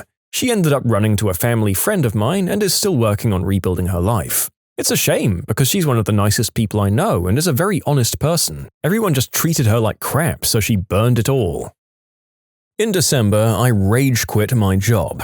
My boss was losing her frickin' mind. I worked in a small office with about 8 or 9 people. In my time there, I saw 11 people come and go from various positions. One day when the boss and her sister, the vice witch, were out, employees all had a discussion about how bad the work environment was getting. Micromanaging, no autonomy or flexibility, it really wasn't a good place to be in general. We pinned it down to mostly being due to the behavior of the vice witch. One employee agreed to take one for the team and discuss it with the head witch. However, the head witch completely twisted everything that was said and took it as the employees telling on everyone else for having this conversation. She had individual meetings with each one of us. She blasted us about what was said and she was insistent on finding out who started it. She didn't buy it when we all just said it was a fluid discussion that was had, not some planned meeting called by one person. After the individual meetings, we had a meeting with all of us where she told us it was absolutely unacceptable that we'd had our little session, and if we didn't like it, she'd accept our resignations immediately. She, quote, expected loyalty, and if we weren't loyal, we weren't welcome. We tried to reason with her in the meeting, telling her it was just some general concerns we had, and we'd agreed one person would present them to her, but she was having none of it. No solution for the problems that were making all of her employees upset. It was all about her and her sister. No concern for her indentured servants, as we called ourselves. I should have quit then and there when she said that she'd accept our resignations, but I didn't. I did start looking for jobs, though. I had an interview one day and I texted in sick. I'd quietly let one of my coworkers, who I thought I could trust, know about the interview. When I texted my boss, I got the response, "Good luck at your interview. I expect loyalty, not silly games." So I went to my interview. It went well. I didn't end up taking the job though, it wasn't a great fit. I got home and wrote up my letter of resignation and emailed it. Told her I wouldn't be returning and would have someone collect my personal items for me. In the email, I told her exactly what I thought of what she did. I was in the middle of a lot of projects. This was for an e-commerce company, so I can see a lot of what's being done by checking out the website. I can see a lot of stuff get stalled or restarted completely. It definitely set them back, and the person who I'm pretty sure ratted me out about the interview was running off her butt and had a lot of late nights at the office, from what I heard. I'm still friends with one person who works there, and who is desperately looking to GTFO. She said they now have daily affirmations of the boss's choosing that they have to recite 3 times daily. On Mondays, they receive a sheet of paper with the week's affirmations printed out. I only wish she had tried that crap while I was there. She would have gotten a piece of my mind. One of my best friends in high school had a few really crappy boyfriends. She's very bright, excelled on the debate team, and is really attractive. But her mum was a serious alcoholic, always getting into new relationships and then breaking up, which I think passed some attachment issues onto my friend. When we were seniors, she was talking about all the losers she had dated, been mistreated by, and how none of them were going anywhere in life. She said something to the effect of, "I'd love to be there when they inevitably get locked up for substances or attacking their spouses or both." She got a law degree, moved back to our town, and is now the county prosecutor. What does your crazy neighbor do that made them infamous? Mine threatened to put giant signs across the wooded border between our properties if my other neighbor got into another border dispute with him.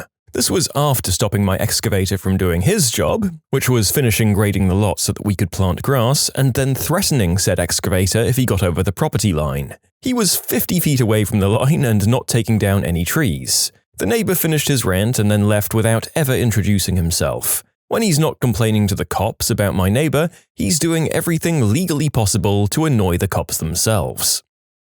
I used to live in a little town of about 300 people where we had an elderly neighbor named Gladys.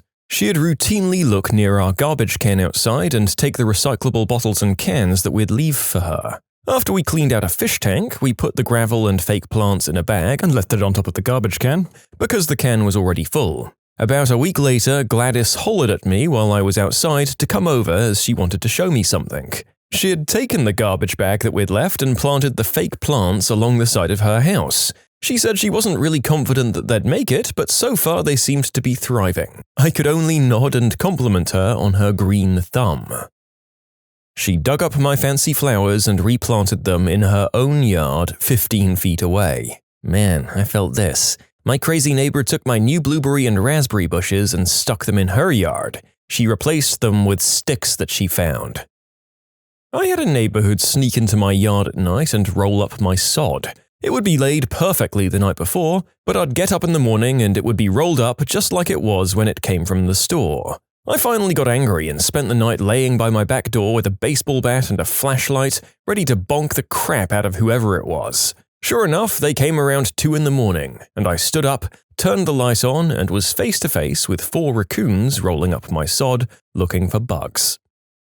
I had a neighbor who wouldn't let anyone use his driveway because he didn't want it to get dirty. Anyone, including himself. He parked on the street outside. If he thought you were having a party, he'd come and drag plastic bags full of God knows what to the end of his driveway so no one could turn around in it. One time I came home and he was outside, hosing it down in the rain. To his credit, I've never seen a cleaner driveway.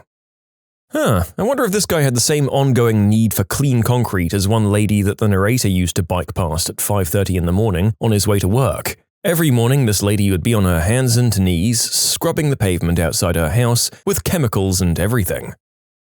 My neighbor sits in his yard, hides behind his plants, and meows at people who pass by. He's not dangerous at all, but he's not right in their head either. His caretakers are his parents, and they seem to be very nice people. His dad once told me he just likes to be a cat, and left it at that. I didn't ask any more questions.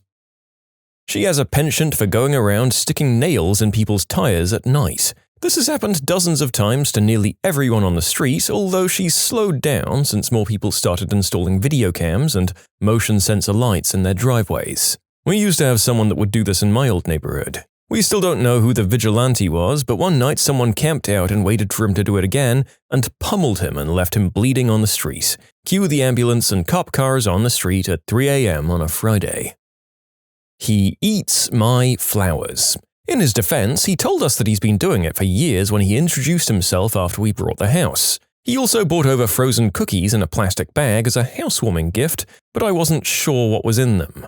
We share a side yard and he really is a great neighbor. Just an older, quiet guy who keeps to himself and eats my flowers. Comes over to my yard, eats the lilies raw, or brings scissors and clips the heads to boil and make jam. I thought that his particular foraging was interesting and quirky, so I planted a couple of raspberry, blackberry, and blueberry bushes 3 years ago when we first moved in, on the side that we share. I told him to help himself to berries anytime, especially before the birds do. The bushes have gone insane, and the entire side of my house is now a summer berry haven for us to share. Having a decent relationship with the guy I share a property line with is worth some dead-headed flowers. You know, we had one a while back that had a crystal lab in the home. Crazy fights, yelling at all hours of the night, the guy would wander around the hood of his head, and once he threw a Molotov cocktail at the second-floor window at another guy who was smashing up his car, screaming, "I'll frickin' kill you, motherfricker!" Those were some interesting times. Our neighbor pulled us over pretending to be a police officer, saying that we'd somehow broken the law whilst pulling out of our driveway and that she was going to call it in. She isn't a cop. I considered using my dashcam video to actually call it in, but we'd just moved, and I wasn't sure if she was the type of crazy to burn the house down or attack my dog. After chatting with the other neighbors, it turns out she's just the wannabe HOA president in my neighborhood with no HOA. So mostly harmless, just very annoying. He was hopping my fence during the day when I was gone at work to use my backyard pool. When confronted, thanks to a snitch neighbor, he claimed he had an agreement with the previous tenant that he could use the pool whenever he wanted. Guess what? I'm not that tenant. I have a bunch of security cameras now. Well, I used to have a neighbor who was legitimately mentally ill, although I don't know his actual diagnosis. His truck wouldn't start one day due to a dead battery, and he told everyone on the street that another neighbor was stealing the electricity. He knew this because of the way this guy parked his vehicle. Obviously, it was sucking electricity from the ground for his battery, which drained the car batteries near him. Many times he had run down the street and warned everyone to hide their valuables because Japan was invading. He wasn't on substances, but he did take medication for his mental illness, and everyone on our street could tell when he stopped taking it. Whenever he'd start saying completely irrational things, we'd remind him to take his meds, and he'd thank us and go home, presumably to take it. He lived alone, and he was getting older, so I think he had a hard time remembering. There were many, many more incidents. My guy jumped in front of my car while I was driving down the road to yell at me for going through his trash at night. I told him it was probably raccoons. He refuses to believe it to this day. I used to live in an HOA. One of the members of the board lived across the street from my neighbor and I. He sent a letter to us saying that we all have to mow the lawn on the same day, at the same cut height, and in the same pattern to create uniformity in the neighborhood. My neighbor and I intentionally cut on different days and in opposite patterns just to annoy him. We have one who took my parents to court because he lost in our HOA chairman election. Some people just have too much free time. There was this one crazy woman in my old neighborhood who used to pretend she was a cop all the time. First encountered her screaming at the post office staff because she'd arrived past the pickup time and they couldn't guarantee her letter would be in tomorrow. There was almost an hour of her just pitching a fit while they opened the other counters around her. "Do you know who I am?" and all that stuff. Second time I encountered her, she'd cornered some poor child on the bus and was telling her she'd have her arrested because she was a police officer and she didn't like the way the kid was eating a bag of crisps or whatever. Real invective stuff. I stepped in and politely asked if the child knew this whack job, at which point the lady backed off. Anyway, I guess she saw me leave at my stop because I woke up the next morning to find my garden all torn up. Total weirdo. I was dog-sitting, probably about 16 years old. My neighbor charged into the house while I was there with a gat, pointing it at my head while on the phone with the owners of the dog, claiming, "There's an intruder! Real life ain't Call of Duty. I remember you, Daniel. Frick you. Seriously." My sister's neighbor reported my sister to the police because her kids were playing in my sister's garden. Not for the usual reasons like too much noise, etc. Nope. Because a volcano in Italy had erupted and the radiation would hurt the children. My sister lives in the UK. The next door lady standing on her driveway yelling at me because acorns have fallen from a large oak tree on my property onto said driveway, demanding that I cause the tree to cease and desist from this intentional criminal activity. Okay, thus far we have kind of a balance between the mentally ill and the people who are just intensely bored or lonely, plus a cocktail of these most likely. We can only really help that the former people get the treatment and understanding they deserve, but the latter really just need to get some damn hobbies. Years ago, in rural Arizona, we shared a pond with the crazy neighbor. More sad than anything, he was in his 40s and lived with his mother in around 1988. A Vietnam veteran, he'd walk out to our shared pond with a .45 and a box of 50 rounds. He'd then absolutely unload on the pond while yelling, police his brass, and walk quietly home. This happened every 90 days for about 3 years. This woman lived next to us who needed to have the police called on her at least once a week. She'd scream at her roommate at all hours of the night, go into a drunken and sometimes substance-filled stupor, and then scream at us while tripping out as we sat in our backyard.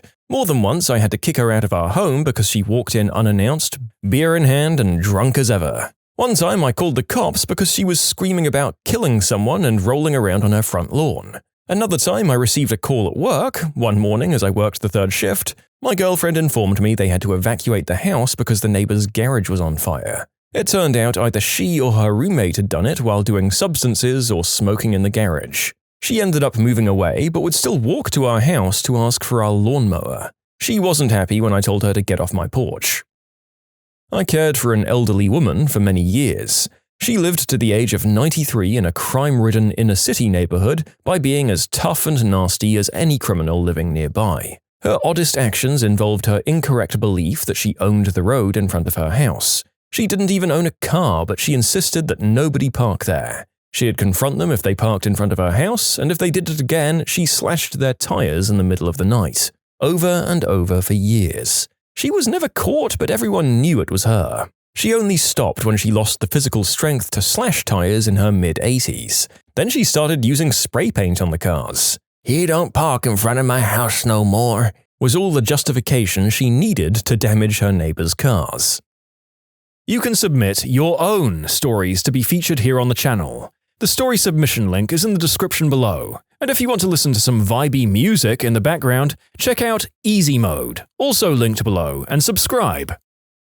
This older lady lives across the street from me and she's obsessed with leaves falling on her lawn, to the point that she'll come out of her house and pick up one individual leaf off the grass in the fall or any other time.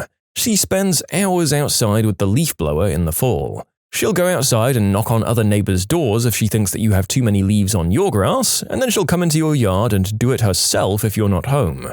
What I think is weird is that she's in her 70s, no kids or grandkids living with her, and lives alone in a pretty big 4-bedroom house with an amazing in-ground pool in the backyard, with a slide and diving board and everything. Nobody's used that pool in at least 5 years, yet she opens it up every summer. Somehow, she likes my family and has never once yelled at us about our leaves and randomly brings things over like half-eaten gallons of ice cream and asks if we want it because she's not using them. The old lady who lived below me left me multiple cryptic letters blaming me for the birds chirping too loudly in the mornings. Not pet birds, the sparrows and things outside. This went on for months. Yes, for a brief period I did have a bird feeder. I took it down after a few months after multiple cryptic letters. Eventually, management got involved and took her side even though bird feeders were explicitly allowed as per the lease. There were several trees nearby, including one that literally hung onto both her and my balconies. I assure you that birds existed before I set up the feeder, just as they continued to exist after. My sister and brother-in-law took over the lease 4 years ago, and they still get occasional notes from the bird lady. Apartment management has even inspected their unit to verify there's no bird feeder or any other bird-luring devices. My friends used to live in a gentrifying neighborhood near the beach in my city. They had a regular apartment, but someone bought the building in front of them, which was beach adjacent, knocked it down and put up a few luxury homes. This crazy lady bought one. She had a 2-car garage and a driveway, and best we could tell she had 1 car. But no one was allowed to park on the street in front of her house, which was clearly marked as a public street and where other people had been parking since forever to go to the beach or because their building didn't have parking. We could see this street from their apartment. She went out and keyed any cars parked there. It took a while to figure out it was her, but eventually people saw her doing it. All the neighbors warned their friends not to park there, and people started putting up cameras to get evidence of it. Some guy with a piece of crap ugly truck started parking directly in front of her house every day just to mess with her, because he didn't care if she scratched it up. So she slashed his tires. It got to the point where every time she opened her door to walk outside, neighbors would cuss her out through their windows. One night, she went out in the middle of the night and painted the entire curb on that street red. Someone got it on video, several neighbors called the city, I think she got a talking to and a fine, and she had several insurance claims pending against her from damage to other cars, and she finally stopped. Everyone still hates her though, even new neighbors who had told the story from older residents. When I first moved in, my neighbor walked into the house unannounced. When my wife gets home, sometimes she wants to stay in her car having a phone conversation. The neighbor will come out and walk down the side of his house, checking his sprinkler controls, and look at my wife. He has 2 huge bushes he refuses to cut. It blocks our view backing out of the driveway. The fire department came by to clear trees and bushes around the fire hydrants, and he came out and yelled at the fireman, "This bush is older than you." Needless to say, I hope there are no house fires. We bought a house, and on the day while we were unloading the first truckload, the neighbor came into our garage uninvited and started telling us what trees on our property he wanted us to cut down. Not the craziest, but the frickin' audacity of some people. Well, nice of him to let you know what you were in for, and that you should probably avoid him going forward. At least you knew from that point on to brace for crazy and dive inside every time you saw him. We've had an arrangement with our neighbor for 20 years now that she can use our paddock to put her horses on. Well, she's getting up there in age, so there's been some long periods of time where she hasn't had horses on our paddock in recent times. We noticed some new horses there lately and just assumed that they're hers, except they're not, and they belong to this other crazy lady in town who through town gossip found out the paddock doesn't belong to our neighbor but belongs to us. So she goes around spreading a rumor that my mum tried to poison her horses, which is the first time any of us realize the horses aren't our neighbors. My mum then proceeds to inform said crazy lady that A. No, she didn't try to poison crazy lady's horses. B. There's nothing poisonous in our field. C. If she keeps spreading rumors, mum's going to call the cops. And D.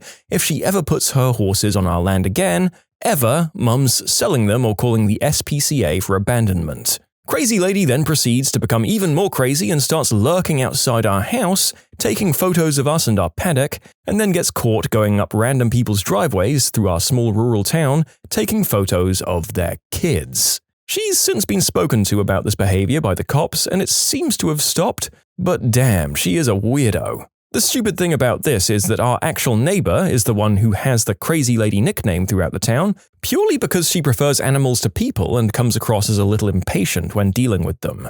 But we've always got on well with her, she just isn't a people person.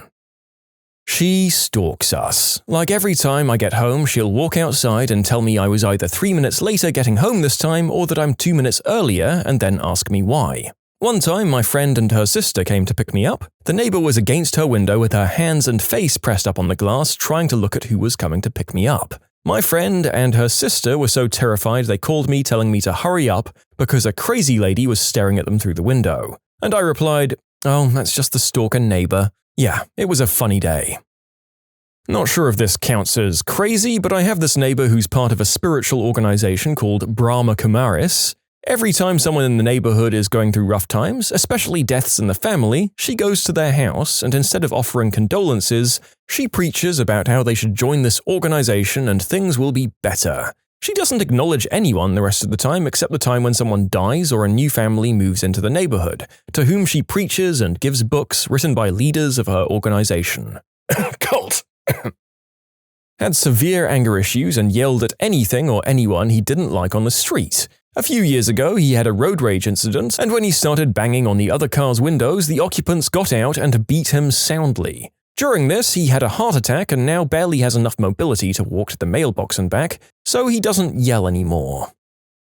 Okay, so R1 murdered another older neighbor lady, beat her to death with his bare hands. In the middle of our townhome complex. Well, it was actually her daughter and granddaughter that are my neighbors, but she was visiting them like she does every week. The next thing you know, detectives are knocking on my door, seeing if I know any information about him or the incident. The only thing I do know is that he was always arguing with other neighbors. I looked him up on Facebook after the detectives left, and he had posted he was going to kill her 30 minutes before he was going to do it. Took pictures of her car and her daughter's house and posted it on Facebook with her address saying, "I'm going to get the B word." And then it happened after the post. Got the red-headed old B word. It's just crazy to me that at 5:30 p.m. in broad daylight, just a couple of yards from my door, he killed someone and no one saw it happening. My neighbor was an 85-year-old widow that lived alone. She had 2 vehicles, a car and truck, and over the course of a few months, I realized that she was no longer parking her car in the garage like she had for the many years prior to that. Then suddenly the truck wasn't being parked inside the garage either. Turns out she no longer had room in her garage to park her vehicles because she was walking down to a residential construction site about a block away every evening, and she had grabbed two 2x4s and bring them home. She had over 500 boards stacked in her garage, and when she was questioned on what she was going to do with them, she didn't have an answer. Oh, and some bonus crazy neighbor stories. I drove 16 hours straight, pulled into my drive, and crashed on my couch immediately. I must have left my garage door open because I woke up to the neighbor lady shaking me to see if they'd missed my newspaper delivery that morning as well. The neighbor lady thought I didn't clean up after my dog in her front yard. I've never owned a dog, so she retaliated by walking around the neighborhood with a garbage can, picking up every bit of dog doo she could find, and dumping said bag onto my front lawn while I was standing in the front window watching. Ran up over $300 on 1 month's water bill of mine because the neighbor lady was hooking her sprinkler up to my water when I'd leave for work in the morning and would let it run all day until right before I got home from work. She'd put up an ugly orange snow fence between our yards in the fall to keep my leaves out of her yard. Me pointing out that I only had pine trees didn't dissuade her from the decision to leave the snow fence up. And day one, I should have known something was fishy with this lady. Literally day one. I closed on my house at 9 a.m. and had a roofing company at the house waiting for the call that I closed. We spent the day ripping off the old layers and getting bundles up on the roof for the next day. It was hot out, we were exhausted and all sitting in the front yard cooling off, when neighbor lady walked out of her house, down the sidewalk to my house, and without even acknowledging the 6 of us staring at her, and she walked in the front door and had herself a look-see. She hated dandelions. I found this out on the first year that I lived there when I noticed that my lawn was dying off in an extremely weird way. Almost as if someone was spraying weed killer on the stream setting trying to snipe dandelions from 20 feet away. That's literally what she was doing. And being the nice guy I am, I'd clean her driveway off in the winter because I had a snowblower. She'd never thank me in person, but instead she'd come over to my house after I'd finished and would leave a bag on my front doorstep that usually contained whatever expired goods she had in her pantry. Some of the standouts for me were like a dozen cans of 10-year expired Chef Boy RD, and once half a bag of wheat flour. When you subscribe, make sure to hit the bell to turn on notifications. Put the playlist on in the background to finish listening to all the stories, or if you want some vibey music to put on in the background, check out easymode. If you like Am I the Genius, give Am I the Jerk a shot. Everything linked in the description.